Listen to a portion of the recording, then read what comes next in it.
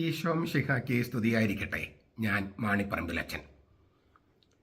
Hey സാത്താൻ, നരകത്തിൽ ഹാപ്പിയാണോ? ഏയ്, നരകത്തിൽ അത്ര ഹാപ്പിയല്ല. എറണാകുളത്ത് ഞാൻ നല്ല ഹാപ്പിയാണ്. ഈ കഴിഞ്ഞ ദിവസങ്ങളിൽ ചില ഗ്രൂപ്പുകളിൽ വന്നതും എന്നോട് നേരിട്ട് ചോദിച്ചതുമായ ഒരു ചോദ്യത്തിനുള്ള ഉത്തരമാണ് ഈ വീഡിയോയിൽ. Good evening, Father. I have a doubt regarding the hell. What do the Satan and demons themselves experience in the hell? Are they happy being in the hell? Do the consequences of the hell applicable only for the human beings who go to hell? If the Satan and his team are happy now, how it would be after the second coming of Jesus? ഇതാണ് ചോദ്യം. ഇംഗ്ലീഷിൽ ചോദിച്ചത് കൊണ്ട് ഇംഗ്ലീഷിൽ തന്നെ ഞാൻ വായിക്കുകയാണ്, മലയാളം കൂടി പറയാം. നരകത്തെക്കുറിച്ച് എനിക്കൊരു സംശയം. സാത്താനും പിശാചുക്കളും എന്താണ് നരകത്തിൽ അനുഭവിക്കുന്നത്? നരകത്തിൽ അവർ സന്തോഷവാന്മാരാണോ? നരകത്തിന്റെ ഭവിഷ്യത്തുകൾ നരകത്തിൽ പോകുന്ന മനുഷ്യരെ മാത്രം ബാധിക്കുന്നതാണോ? സാത്താനും ടീമും ഇപ്പോൾ ഹാപ്പി ആണെങ്കിൽ ഈശോയുടെ രണ്ടാമത്തെ വരവിന് ശേഷം എന്തായിരിക്കും? ഇതാണ് ചോദ്യം. ഈ ചോദ്യം ഉന്നയിച്ച ആളോടുള്ള എല്ലാ ആദരവോടും കൂടെ പറയട്ടെ, ഇതുമായി ബന്ധപ്പെട്ട് അനേകം വീഡിയോസ് ഞാൻ പബ്ലിഷ് ചെയ്തിട്ടുണ്ട്. എങ്കിലും സംശയമുണ്ടാകാം. ചോദിച്ചതിന് നന്ദി. എങ്കിലും ഒരു കാര്യം അദ്ദേഹത്തെയും മറ്റുള്ളവരെയും ഓർമ്മപ്പെടുത്താൻ ഞാൻ ആഗ്രഹിക്കുകയാണ്. സനാതന സത്യങ്ങളെക്കുറിച്ച് അറിവുണ്ടാകാൻ ചെയ്യേണ്ടത് എല്ലാ വീഡിയോസും തുടക്കം മുതൽ ഒടുക്കം വരെ കാണുക എന്നതാണ്. ആരെങ്കിലും തെറി പറയുന്നത് കേൾക്കാനുള്ള രസം കൊണ്ട്, കൗതുകം കൊണ്ട് വീഡിയോ കേൾക്കാൻ വന്നിട്ട് കാര്യമില്ല. ഇത് ഞങ്ങളെ ബാധിക്കുന്ന കാര്യമല്ല, അതുകൊണ്ട് കേൾക്കാൻ തയ്യാറില്ല എന്ന് പറഞ്ഞ് ഈ ആരെങ്കിലൊക്കെ തെറി പറഞ്ഞാൽ അത് കേൾക്കാൻ വേണ്ടി വന്നിരിക്കുക. അത് ഒരു ഉത്തമ ക്രിസ്ത്യാനിയുടെ ലക്ഷണമല്ല. ഞാനിങ്ങനെ വളരെ ആഴമേറിയ ദൈവശാസ്ത്രം പഠിപ്പിക്കുന്നുണ്ട്. അങ്ങനെ പഠിപ്പിക്കുന്ന മറ്റ് ചാനലുകൾ ഉണ്ടാകാം, അധികം ഞാൻ കണ്ടിട്ടില്ല. അപ്പോൾ നിങ്ങൾ ആദ്യം മുതൽ അവസാനം വരെ ഇത് കാണുകയും നോട്ട് കുറിക്കുകയും സംശയങ്ങൾ രേഖപ്പെടുത്തുകയും സംശയങ്ങൾ ചോദിക്കുക വേണം ചെയ്യാൻ. മാത്രമല്ല, പല ഒരു വീഡിയോസിലെല്ലാം കൂടി പറയാൻ പറ്റത്തില്ലല്ലോ. അപ്പോൾ പരസ്പരം ബന്ധപ്പെടുത്തി നിങ്ങൾക്കത് മനസ്സിലാകും. ഞാൻ പലപ്പോഴും അവിടെ പറഞ്ഞിട്ടുണ്ട്, ഇവിടെ പറഞ്ഞിട്ടുണ്ടെന്നൊക്കെ പറയും. അപ്പോൾ അത് ബന്ധപ്പെടുത്തി പൊരുളുകൾ കണ്ടെത്താൻ ശ്രമിക്കുക. സംശയങ്ങളുണ്ടെങ്കിൽ തീർച്ചയായിട്ടും ചോദിച്ച് വ്യക്തത വരുത്തുക. അങ്ങനെ ഇങ്ങനെ ചോദിച്ചതിന് ഒത്തിരി നന്ദി. സ്വാഭാവികമായിട്ടും ഒരു ചോദ്യം ഉണ്ടാകാം. അതായത് അനേകം വീഡിയോസ് ഓരോ ദിവസം ഇറങ്ങുന്നുണ്ട്, പലതരം വ്യാഖ്യാനങ്ങളാണ്. എന്താണ് ഞങ്ങൾ വിശ്വസിക്കേണ്ടത്? ഏതാണ് തിരഞ്ഞെടുക്കേണ്ടത്? ഏത് വീഡിയോസാണ് കാണേണ്ടത്? ഉത്തരം വളരെ ലളിതമാണ്. നിങ്ങളൊരു പുസ്തകക്കടയിൽ പോയി ഏത് പുസ്തകങ്ങളാണ് വാങ്ങിക്കുക? നിങ്ങൾ പുസ്തകങ്ങൾ തിരഞ്ഞെടുക്കാനായിട്ട് മാനദണ്ഡം എന്താണ്? ഞാൻ ഉപയോഗിക്കുന്ന മാനദണ്ഡം അത് ആരെഴുതി എന്നുള്ളതാണ്. ആരാണ് എഴുതിയിരിക്കുന്നത്? രചയിതാവിൻ്റെ ആധികാരികത. ഇപ്പോൾ ബെനഡിക്ട് 16 ഞാൻ അന്നേരം വാങ്ങിച്ചിരിക്കും. അത് സ്കോട്ട് ഹാൻ ഞാൻ വാങ്ങിച്ചിരിക്കും. അതുപോലെ തന്നെ ഞാൻ എങ്ങനെയുള്ള പുസ്തകങ്ങൾ വായിക്കുക എന്നുള്ള കാര്യം മറ്റുള്ളവർക്കും അറിയാം, എൻ്റെ ഫ്രണ്ട്സ് ആയിട്ടുള്ളവർക്ക് അറിയാം. ഞാൻ UAE വചനപ്രഘോഷകർക്ക് ട്രെയിനിങ് കൊടുക്കാൻ പോയപ്പോൾ ഒരാൾ എനിക്ക് ഒരു ബൈബിൾ വർക്സ് എന്ന് പറഞ്ഞ ഒരു പെൻഡ്രൈവാണ്, അത് അമേരിക്കയിൽ നിന്ന് ഇമ്പോർട്ട് ചെയ്ത് വരുത്തി 40,000 രൂപയാണ് അതിൻ്റെ വില. ഒരു പെൻഡ്രൈവിൻ്റെ ബൈബിൾ വർക്സ് എന്ന പ്രോഗ്രാമാണ് അത്. അതിൻ്റെ ഒറിജിനൽ 40,000 രൂപയാണ്. പണ്ട് 20,000 രൂപയ്ക്ക് ഞാൻ ഷെയർ ചെയ്ത് വാങ്ങിച്ചിട്ടുണ്ട് ഞാൻ പഠിക്കുന്ന കാലത്ത്. ഇപ്പോൾ അതിൻ്റെ ലേറ്റസ്റ്റ് വെർഷൻ വന്നു കഴിഞ്ഞപ്പോൾ ഒരാളത് വാങ്ങിച്ച് എനിക്ക് തന്നു. 10 പൈസ എൻ്റെ വാങ്ങിച്ചാൽ എനിക്ക് ഗിഫ്റ്റായിട്ട് തന്നു. പോളണ്ടിൽ ഒരു അച്ഛൻ ഒരു ഗ്രീക്ക് സെപ്തജിന്ത് ബൈബിൾ, അതായത് ആദിമസഭയുടെ ബൈബിള്, അതുമായിട്ട് ബന്ധപ്പെട്ട അതിൻ്റെ കോൺകോർഡൻസും ബൈബിൾ അതെല്ലാമായിട്ടുള്ള ഒരു ഡിജിറ്റൽ വേർഷൻ തന്നെ, അതിന് 500 യൂറോ ആണ് എൻ്റെ വില. എന്ന് വെച്ചാൽ നമ്മുടെ നാട്ടിൽ 50,000 രൂപ. അതൊരു ഒരു ഒരു ഫയലാണ്. ആ ഫയൽ എനിക്ക് വാങ്ങിച്ചു തന്നു. 50,000 രൂപ നമ്മുടെ നാട്ടിലെ 500 യൂറോ കൊടുത്ത്. അതൊരു ഗിഫ്റ്റാണ്. കാരണം ഞാൻ ഇങ്ങനെയുള്ള കാര്യങ്ങൾ ചെയ്യുന്ന ആളാണ് എന്ന് കരുതിയിട്ടാണ്, മനസ്സിലാക്കിയിട്ടാണ്. ഞാൻ പറഞ്ഞു വന്നത്, ആരാണ് പറയുന്നത്, അയാളുടെ ആധികാരികത എന്ത്, അതാണ് നമ്മൾ ആദ്യം നോക്കേണ്ടത്. അപ്പോൾ ആധികാരികമായി പറയുന്ന വീഡിയോസെ കാണാവൂ. അവൻ ഇങ്ങനെ പറഞ്ഞു, ഇവൻ മറ്റവൻ ഇങ്ങനെ പറഞ്ഞു. ഞാൻ അത് എനിക്ക് ഫോർവേഡ് ചെയ്ത് ഞാൻ തുറക്ക പോലും ഞാൻ ചെയ്യില്ല. ആധികാരികമില്ലാത്ത ഒരാളെ നമ്മൾ കാണാൻ നമ്മൾ തയ്യാറാകരുത്. പിന്നെ ഇക്കിളിപ്പെടുത്തുന്നത്, പെട്ടെന്ന് സുഖപ്പെടുത്തുന്നത്, അങ്ങനെ സംഗതികൾ താല്പര്യം ഉണ്ടായിരിക്കാം. പക്ഷെ അതൊന്നും കർത്താവിനെ അറിയാനായിട്ട് ഗുണം ചെയ്യില്ല. കർത്താവ് ഒരുപാട് പേരെ സുഖപ്പെടുത്തിയിട്ടുണ്ട്. പക്ഷെ രോഗശാന്തിയിലൂടെയല്ല ലോകത്തെ രക്ഷിച്ചത്, സഹനത്തിലൂടെയും മരണത്തിലൂടെയുമാണ്. അപ്പം രക്ഷ പ്രാപിക്കാൻ രോഗശാന്തി പോരാ. രോഗശാന്തി കിട്ടണം, വേണ്ടതാണ്. നമുക്കെല്ലാവരുടെയും വലിയ ഉത്കണ്ഠയാണ് രോഗം വന്നാൽ. അപ്പോൾ തീർച്ചയായിട്ടും അതൊക്കെ വേണം. പക്ഷേ അതിൽ നിന്ന് പോകരുത്, ആഴത്തിലേക്ക് കടക്കാൻ ശ്രമിക്കുക. സഹനവും മരണവും, പിന്നെ മരണത്തിലൂടെ മരണമെന്ന പുഴയിലൂടെ കടന്ന് ഉത്ഥാനം, അങ്ങനെയുള്ളൊരു പ്രത്യാശയിൽ ജീവിക്കുന്നവരാണ് ക്രിസ്ത്യാനികൾ. ആ പ്രത്യാശ ഇല്ലെങ്കിൽ മറ്റ് മതസ്ഥരെക്കാളും മോശമായിരിക്കും നമ്മൾ. അതുകൊണ്ട് സനാതനമായ കാര്യങ്ങൾ അറിയാനായിട്ട് എൻ്റെ വീഡിയോസ് കാണുക. അത് ആദ്യം മുതൽ അവസാനം വരെ കണ്ട് നോട്ട് കുറിച്ച് നിങ്ങൾ പരസ്പരം ബന്ധപ്പെടുത്തിയൊക്കെ കണ്ടാൽ നിങ്ങളുടെ ഒരുപാട് ചോദ്യങ്ങൾക്ക് ഉത്തരങ്ങൾ അവിടെ കിട്ടും. ചോദ്യങ്ങൾക്ക് ഉത്തരം മാത്രമല്ല, കർത്താവിന് തിരിച്ചറിയാനായിട്ട്, കർത്താവിൻ്റെ രഹസ്യം തിരിച്ചറിയാനായിട്ട്, നമ്മുടെ രഹസ്യം തിരിച്ചറിയാനായിട്ട് അത് ഉപകരിക്കും.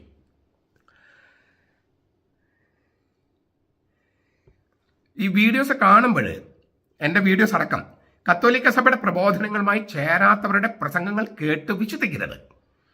കത്തോലിക്ക സഭയുടെ പ്രബോധനങ്ങൾ ചേരാത്ത പ്രബോധനങ്ങൾ, അത് വികാരിയച്ചനോ മെത്രാനോ മെത്രാപ്പൊലിത്തയോ മേജർ ആർച്ച് ബിഷപ്പോ ഞാനോ ആര് പറഞ്ഞാലും സ്വീകരിക്കരുത്.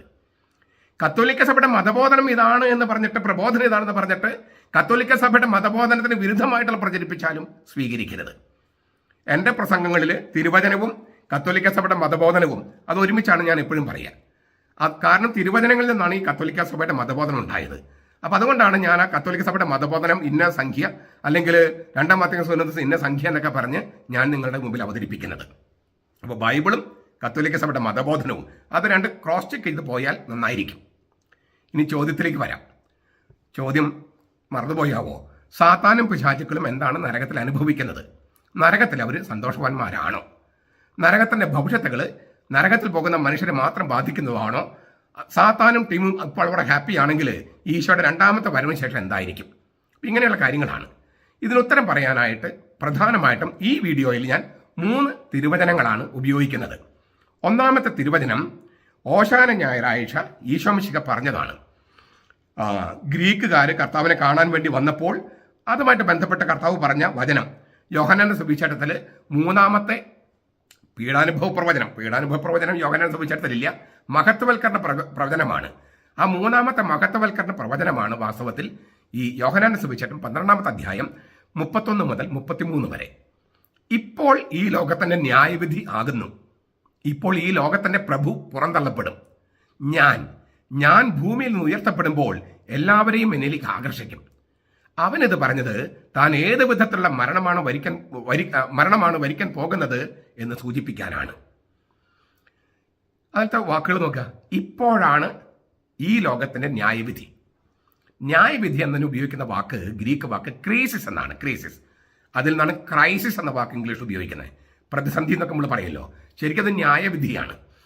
ഒരു വേർതിരിവിനെയാണ് ക്രൈസിസ് എന്ന് പറയണേ, അല്ലെങ്കിൽ ക്രീസിസ് എന്ന് പറയണേ. കുരിശിലെ ഉയർത്തപ്പെടലോടെ ഈ ലോകത്തിന്റെ ന്യായവിധി അരങ്ങേറുകയാണ്. ഒരു വേർതിരിവ്. ആരാണ് ശരി, ആരാണ് തെറ്റ് ചെയ്തവളെ ശിക്ഷ എന്ത്, ഇതാണ് ശിക്ഷാവിധി അല്ലെങ്കിൽ ന്യായവിധി. ഒരു കോടതിയിലെ ന്യായവിധി അതാണല്ലോ.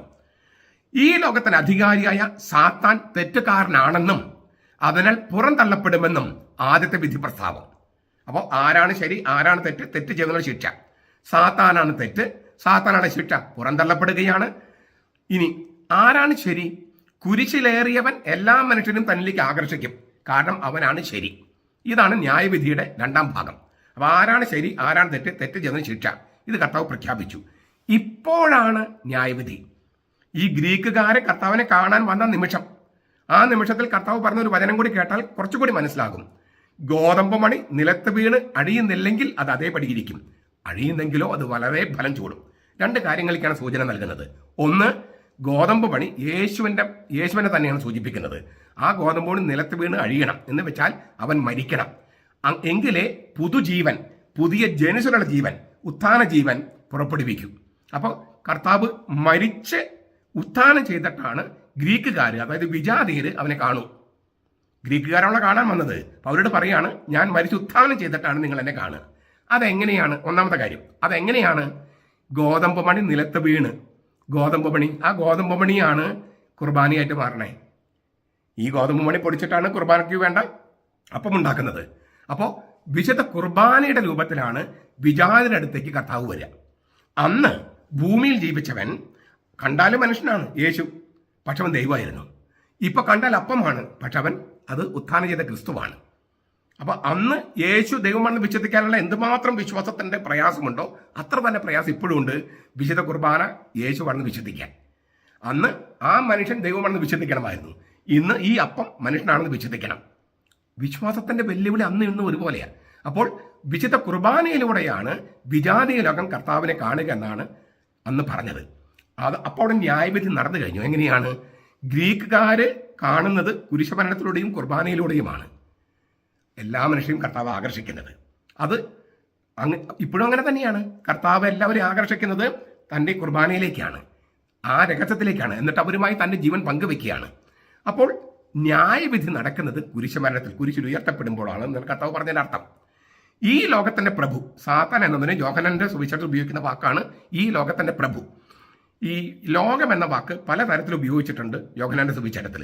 ദൈവം സ്നേഹിച്ച ലോകം എന്നും യോഹന്നാൻ 3:14 പറയുന്നുണ്ട്. അതല്ല ഇവിടെ ഉദ്ദേശിക്കുന്നത്.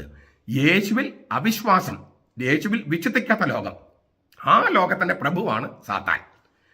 ഈ ഏദൻ തോട്ടത്തിൽ വെച്ച് ആദം ദൈവത്തിനെതിരെ കലഹിച്ചപ്പോൾ സാത്താൻ ഈ ലോകത്തിന്റെ പ്രഭുവായി. ഉൽപ്പത്തി 3:1-19 വരെ. ഈശോ ഉയർത്തപ്പെടുമ്പോൾ ഈ ലോകത്തിന്റെ പ്രഭുവായ സാത്താനെ പരാജയപ്പെടുത്തും. ഹെബ്രായ ലേഖനം 2:14-15. യേശു വീണ്ടും തേജസ്സിൽ വരുമ്പോൾ സാത്താന് നിത്യമായ ശിക്ഷ നടപ്പാക്കും. നശിപ്പിക്കുമെന്നൊക്കെ പറയുക, സാത്താൻ നശിപ്പിക്കുമെന്നാണ് പറയുക. വെളിപാട് 20:10. കത്തോലിക്ക സഭയുടെ മതബോധനം 550, 28, 53. ഞാൻ ഈ വചനം ഒന്നുകൂടി പറയാൻ ആഗ്രഹിക്കുകയാണ്. ഈശോ ഉയർത്തപ്പെടുമ്പോൾ സാത്താനെ പരാജയപ്പെടുത്തും. ഹെബ്രായ ലേഖനം 2:14-15. ഈശോ വീണ്ടും തേജസ്സിൽ വരുമ്പോൾ സാത്താനെ നിത്യമായി ശിക്ഷിക്കും, സാത്താനെ നശിപ്പിക്കും.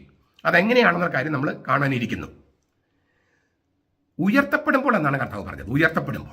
ഉയർത്തപ്പെടുക എന്നതിന് രണ്ടർത്ഥമുണ്ട്. ഒന്ന്, കുരിശിൽ ഉയർത്തപ്പെടുക. യോഹന്നാൻ 12:33 അതിൽ പറയുന്നുണ്ടല്ലോ, താൻ എങ്ങനെയാണ് മരിക്കാൻ പോകുന്നത് സൂചിപ്പിക്കുകയായിരുന്നു. അപ്പൊ കുരിശിൽ ഉയർത്തപ്പെടുക എന്നാണ് ഒന്നാമത്തെ അർത്ഥം. രണ്ട്, തിരുവുത്ഥാനത്തിലൂടെയും സ്വർഗാരോഹണത്തിലൂടെയും പിതാവിങ്കിലേക്ക് തിരിച്ചു പോകുക, സ്വർഗത്തിലേക്ക് ഉയർത്തപ്പെടുക. യെശയ്യായുടെ പുസ്തകം 52:13-53-12 വരെ ഈ സഹനദാസനെ കുറിച്ചുള്ള കീർത്തനത്തിൽ ഈ ദാസന്റെ മഹത്വവൽക്കരണത്തെ കുറിച്ച് പറയുന്നുണ്ട്. കത്തോലിക്ക സഭയുടെ മതബോധനം 662 നിങ്ങൾക്ക് വായിക്കാം. ഈശോ ഭൂമിയിൽ നിന്ന് ഉയർത്തപ്പെട്ട് ദൈവത്തിന്റെ വലത്തുഭാഗത്ത് ഇരിക്കുന്നത് അവന്റെ സാർവലൗകികവും, എന്നുവെച്ചാൽ സർവ്വലോകത്തെയും ബാധിക്കുന്നത്, സാർവജനീനവും സർവ്വജനങ്ങളെയും ബാധിക്കുന്നത് പ്രാപഞ്ചികവുമായ ഈ പ്രപഞ്ചത്തെയും സകല പ്രപഞ്ചത്തെയും ബാധിക്കുന്നതായ, അല്ലെങ്കിൽ അതിൻ്റെ എല്ലാം മുകളിൽ അവൻ കർത്തൃത്വം, അവൻ അതിൻ്റെ ലോഡ്ഷിപ്പ്, അവൻ അതിൻ്റെ നാഥനായിരിക്കുന്നു. ഇതിനാണ് ഈ സൂചിപ്പിക്കുക ഉയർത്തപ്പെടുക എന്ന് പറഞ്ഞാൽ. ഞാൻ ഒന്നുകൂടി പറയാം. സർവ്വലോകത്തിൻ്റെയും സർവ്വജനങ്ങളുടെയും പ്രപഞ്ചത്തിൻ്റെ തന്നെയും നാഥനായി കർത്താവായി അവൻ ദൈവപിതാവിൻ്റെ വലത്തുഭാഗത്ത് ഇരിക്കുന്നു. അവൻ്റെ മുമ്പിൽ സകല മുട്ടുകളും മടങ്ങും. ഇല്ലേ? ഭൂമിയിലും സ്വർഗത്തിലും അധോലോകത്ത് പാതാളത്തിലുമുള്ളവരുടെ മുട്ടുകൾ മടങ്ങും. പാതാളത്തിൽ ആരാ ഉള്ളതെന്നൊക്കെ നമ്മൾ കാണാനിരിക്കുകയാണ്. ഇന്നത്തെ വീഡിയോയിൽ കാണാം. ഫിലിപ്പിയ ലേഖനം 2:6-11 അത് പറഞ്ഞിട്ടുണ്ട്. അപ്പോൾ ഒന്നുകൂടി നമുക്ക് കേൾക്കുക. ഈശോ കുരിശിൽ ഉയർത്തപ്പെട്ടു. അപ്പോൾ ഈ ലോകത്തിന്റെ അധികാരിയായ പ്രഭുവായ സാത്താൻ പുറന്തള്ളപ്പെട്ടു. അത്രയും ക്ലിയർ ആയില്ലേ? ഇത് നമ്മൾ വിശ്വസിക്കണം. യേശു കുരിശിൽ ഉയർത്തപ്പെട്ടു. ആ കുരിശിൽ ഉയർത്തപ്പെട്ടപ്പോൾ ഈ ലോകത്തിന്റെ അധികാരിയായ പ്രഭുവായ സാത്താൻ പുറന്തള്ളപ്പെട്ടു. അപ്പൊ നമുക്ക് രണ്ട് ചോദ്യങ്ങൾ വരും. ഒന്ന്, എന്തുകൊണ്ട് ഇപ്പോൾ സാത്താനെ പൂർണ്ണമായി നശിപ്പിച്ചില്ല, അല്ലെങ്കിൽ അവനെ പൂർണ്ണമായിട്ടും പരാജയപ്പെടുത്തിയെങ്കിലും എന്തുകൊണ്ട് അവനെ തീർത്തും ഇല്ലാതാക്കിയില്ല? ഒരു ചോദ്യം. രണ്ട്, എവിടേക്കാണ് പുറന്തള്ളപ്പെട്ടത്? ഒന്നാമത്തെ ചോദ്യത്തിന് ഉത്തരം ഞാൻ കഴിഞ്ഞ ദിവസം നമ്മളെ എല്ലാ തിങ്കളാഴ്ചകളിലും ഉൽപ്പത്തി പുസ്തകം തൊട്ട്, പഴയ നിയമത്തിൽ ഉൽപ്പത്തി പുസ്തകം തൊട്ട് പഠിക്കുന്നുണ്ട്. അപ്പോൾ ഞാൻ 2 പ്രാവശ്യമെങ്കിലും ഇതുവരെ പറഞ്ഞു കഴിഞ്ഞിട്ടുണ്ട്. അതിനു മുമ്പ് ചോദ്യങ്ങൾക്ക് ഉത്തരമായിട്ടും പറഞ്ഞിട്ടുണ്ട്. എന്തുകൊണ്ട് തിന്മ വേണം, എന്തുകൊണ്ട് സാത്താൻ വേണമെന്ന്. എന്തുകൊണ്ട് വേണം? മനുഷ്യനെ മനുഷ്യനാക്കുന്നത് സ്വാതന്ത്ര്യമാണ്. എന്താണ് സ്വാതന്ത്ര്യം? നന്മയും തിന്മയും വേർതിരിച്ചറിയാനുള്ള കഴിവ്. അപ്പം നന്മ തിന്മയില്ലെങ്കിൽ സ്വാതന്ത്ര്യത്തിൽ നിലനിൽക്കാൻ കഴിയില്ല. സ്വാതന്ത്ര്യമില്ലെങ്കിൽ മനുഷ്യനില്ല. സ്വാതന്ത്ര്യമാണ് മനുഷ്യനാക്കുന്നത്. മറ്റ് ജീവികളിൽ നിന്ന് മനുഷ്യനെ വേർതിരിച്ച് നിർത്തുന്നത് സ്വാതന്ത്ര്യമാണ്. മറ്റൊരു ജീവിക്കും നന്മ തിന്മകൾ വേർതിരിച്ചറിയാനുള്ള കഴിവില്ല. അപ്പോൾ നന്മ തിന്മ ഇത് വേർതിരിച്ചറിയാനുള്ള കഴിവായ സ്വാതന്ത്ര്യം ആണ് മനുഷ്യനാക്കുന്നത്. സ്വാതന്ത്ര്യമില്ലെങ്കിൽ മനുഷ്യനില്ല. തിന്മയില്ലെങ്കിൽ പിന്നെ നന്മയും തിന്മയും തമ്മിൽ വേർതിരിച്ചറിയാൻ പറ്റുമോ? അപ്പം മനുഷ്യനായിരിക്കണമെങ്കിൽ തിന്മ സാത്താൻ വേണം. എന്നിട്ട് സാത്താനെ ഉപേക്ഷിക്കുകയും ദൈവത്തെ സ്വീകരിക്കുകയും ചെയ്യുക. ഈ ഒരു വെല്ലുവിളിയാണ് ദൈവം മനുഷ്യന് മുമ്പിൽ വെച്ചിരിക്കുന്നത്. അത് സ്വാതന്ത്ര്യം എന്ന ആ ഫാക്കൽറ്റി കൊണ്ടാണ്. ചുരുക്കത്തില് ഈ തിന്മ അല്ലെങ്കിൽ സാത്താൻ ഇല്ലാതെ മനുഷ്യൻ ഉണ്ടാകാൻ പറ്റില്ല. കാരണം മനുഷ്യനാക്കുന്നത് സ്വാതന്ത്ര്യമാണ്. സ്വാതന്ത്ര്യം എന്ന് പറഞ്ഞാൽ നന്മയും തിന്മയും തമ്മിലുള്ള വേർതിരിച്ചറിവാണ്. എന്നിട്ട് നന്മ സ്വീകരിക്കാനും തിന്മ നിരാകരിക്കാനും കഴിയാം. അപ്പോൾ സാത്താനെ പൂർണ്ണമായിട്ട് അങ്ങ് നശിപ്പിക്കുകയല്ല, മറിച്ച് സാത്താനെ നിലനിർത്തിയിരിക്കുകയാണ്. സാത്താനെ പരാജയപ്പെടുത്തി. എങ്ങനെ പരാജയപ്പെടുത്തുന്ന കാര്യം നമ്മൾ കാണാൻ വരികയാണ്. അതുമായിട്ട് ബന്ധപ്പെട്ടാണ് പുറന്തള്ളപ്പെടുക. ഇല്ലേ, ഞാൻ ഉയർത്തപ്പെടുമ്പോൾ അത് ഉയർത്തപ്പെടുകയും സ്വർഗത്തിലേക്ക് ഉയർത്തപ്പെടുകയുമാണ്. അങ്ങനെ ഉയർത്തപ്പെടുമ്പോൾ ഈ ലോകത്തിന്റെ പ്രഭുവായ സാത്താൻ പുറന്തള്ളപ്പെടും. ആ പുറന്തള്ളപ്പെടലാണ് അവനുള്ള ആദ്യത്തെ ശിക്ഷ നമ്മൾ പറഞ്ഞു കഴിഞ്ഞു. എവിടേക്കാണ് പുറന്തള്ളപ്പെട്ടത്? പിന്നെ വെറുതെ പുറന്തള്ളപ്പെടുകയായിരുന്നോ? അല്ലെങ്കിൽ എവിടേക്കാണ് പുറന്തള്ളപ്പെട്ടത്? അതിനുള്ള ഉത്തരമാണ് രണ്ടാമത്തെ തിരുവചനം. ഞാൻ പറഞ്ഞതിൽ 3 തിരുവചനമാണ് നമ്മൾ ഇന്ന് പറയണമെന്ന് പറഞ്ഞു. രണ്ടാമത്തെ തിരുവചനം മർക്കോസിന്റെ സുവിശേഷം 3-ാമത്തെ അധ്യായം 22 മുതൽ 29 വരെ വചനങ്ങൾ. യെറൂസലേമിൽ നിന്ന് വന്ന വേദശാസ്ത്രിമാർ പറഞ്ഞു, അവനെ ബേൽസബൂൽ ആവേശിച്ചിരിക്കുന്നു. ഭൂതങ്ങളുടെ തലവനെ കൊണ്ടാണ് അവൻ ഭൂതങ്ങളെ പുറത്താക്കുന്നത്. അവൻ അവരടുത്ത് വിളിച്ച് ഉപമകൾ വഴി അവരോട് പറഞ്ഞു, സാത്താന് എങ്ങനെയാണ് സാത്താനെ പുറത്താക്കാൻ കഴിയുക? ഒരു രാജ്യം അതിൽ തന്നെ ഭിന്നിച്ചിരുന്നാൽ ആ രാജ്യത്തിന് നിലനിൽക്കാൻ കഴിയുകയില്ല. ഒരു വീട് അതിൽ തന്നെ ഛിദ്രിച്ചിരുന്നാൽ ആ വീടിന് നിലനിൽക്കാൻ കഴിയില്ല. സാത്താൻ തന്നോട് തന്നെ എതിർത്ത് ഭിന്നിച്ചാൽ അവന് നിലനിൽക്കാൻ കഴിയുകയില്ല. അവന്റെ അവസാനം വന്നു കഴിഞ്ഞു. ശക്തനെ പിടിച്ചു കെട്ടിയിട്ടല്ലാതെ അവന്റെ വീട്ടിൽ കടന്ന് അവന്റെ വസ്തുക്കൾ കവർച്ച ചെയ്യാൻ ആർക്കും കഴിയുകയില്ല. പിടിച്ചു കെട്ടിയാൽ അവന്റെ ഭവനം, വീട് കൊള്ള ചെയ്യാനായിട്ട് കഴിയും.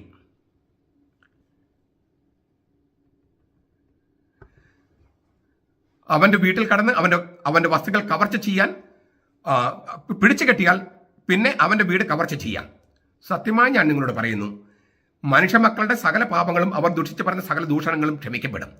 പരിശുദ്ധാത്മാവിനെതിരായി ദൂഷണം പറയുന്നവന് ഒരു കാലത്തും പാപത്തിൽ മോചനം കിട്ടാതെ നിത്യപാപത്തിന് ഉത്തരവാദിയാകും. ഈ യേശുരു ബാധയൊഴിപ്പിച്ചപ്പോൾ അത് ബേൽസബൂൽ, പിശാചുകളുടെ തലവനായ ബേൽസബൂലിനെ കൊണ്ടാണ് എന്നെല്ലാം പറഞ്ഞിട്ടുള്ള ആരോപണത്തിന് മറുപടിയാണ് കൊടുക്കുന്നത്. ആ മറുപടി പല കാര്യങ്ങളുണ്ട്. ഒരു രാജ്യം ഭിന്നിച്ചിരുന്നാൽ നിലനിൽക്കില്ല, ഒരു വീട് ഭിന്നിച്ചിരുന്നാൽ നിലനിൽക്കില്ല, സാത്താൻ അതിൽ ഭിന്നിച്ച സാത്താൻ നിലനിൽക്കില്ല എന്നെല്ലാം പറഞ്ഞിട്ട് 27-ാമത്തെ വാക്യം, ശക്തനെ പിടിച്ചു കെട്ടിട്ടല്ലാതെ അവന്റെ വീട്ടിൽ കടന്നവന്റെ വസ്തുക്കൾ കവർച്ച ചെയ്യാൻ ആർക്കും കഴിയില്ല. പിടിച്ചു കെട്ടിയാൽ പിന്നെ അവന്റെ വീട് കവർച്ച ചെയ്യാം. കർത്താവ് ഭൂതോച്ചാടനം അല്ലെങ്കിൽ ബാധയൊഴിപ്പിക്കുന്നതിന് കൊടുക്കുന്ന നിർവചനമാണ്. ശക്തനായവനാണ് ഈ സാത്താൻ. ശക്തനായ സാത്താന്റെ ഭവനമാണ് പാതാളം, നരകം. അപ്പോ ആ ഭവനം, ആ നരകം കൊള്ളയടിക്കണമെങ്കിൽ, പാതാളം കൊള്ളയടിക്കണമെങ്കിൽ ഈ ശക്തനെ പിടിച്ചു കെട്ടണമെന്ന കർത്താവ് പറഞ്ഞു. അപ്പോൾ എവിടേക്കാണ് പുറന്തള്ളപ്പെട്ടത്, എങ്ങനെയാണ് പുറന്തള്ളപ്പെട്ടത് എന്ന് കർത്താവ് കൃത്യമായിട്ട് പറഞ്ഞു കഴിഞ്ഞു. എവിടേക്കാണ്? പാതാളത്തിലേക്കാണ് സാത്താൻ പുറന്തള്ളപ്പെട്ടത്. കർത്താവ് കുരിശിൽ ഉയർത്തപ്പെട്ടപ്പോൾ, സ്വർഗത്തിലേക്ക് ഉയർത്തപ്പെട്ടപ്പോൾ സാത്താൻ പുറന്തള്ളപ്പെട്ടത് പാതാളത്തിലേക്കാണ്. എന്നിട്ട് ആ പാതാളത്തിലേക്ക് കർത്താവ് ഇറങ്ങി സാത്താനെ ബന്ധിച്ചു, ശക്തനാവിനെ പിടിച്ചു കെട്ടി. എന്നിട്ട് അവന്റെ ഭവനം കൊള്ള ചെയ്തു, അവന്റെ വീട് കൊള്ളയടിച്ചു. അതാണ് ഓരോ ബാധയൊഴിപ്പിക്കലും, ഓരോ ഭൂതോച്ചാടനവും പിശാചന്റെ ഭവനം കൊള്ളയടിക്കലാണ്. അതെങ്ങനെയാണ് കൊള്ളയടിക്കാൻ സാധിച്ചത്? പിശാചനെ ആദ്യം ബന്ധിച്ചത് കൊണ്ട്. അപ്പോൾ സാത്താൻ പുറന്തള്ളപ്പെട്ടു.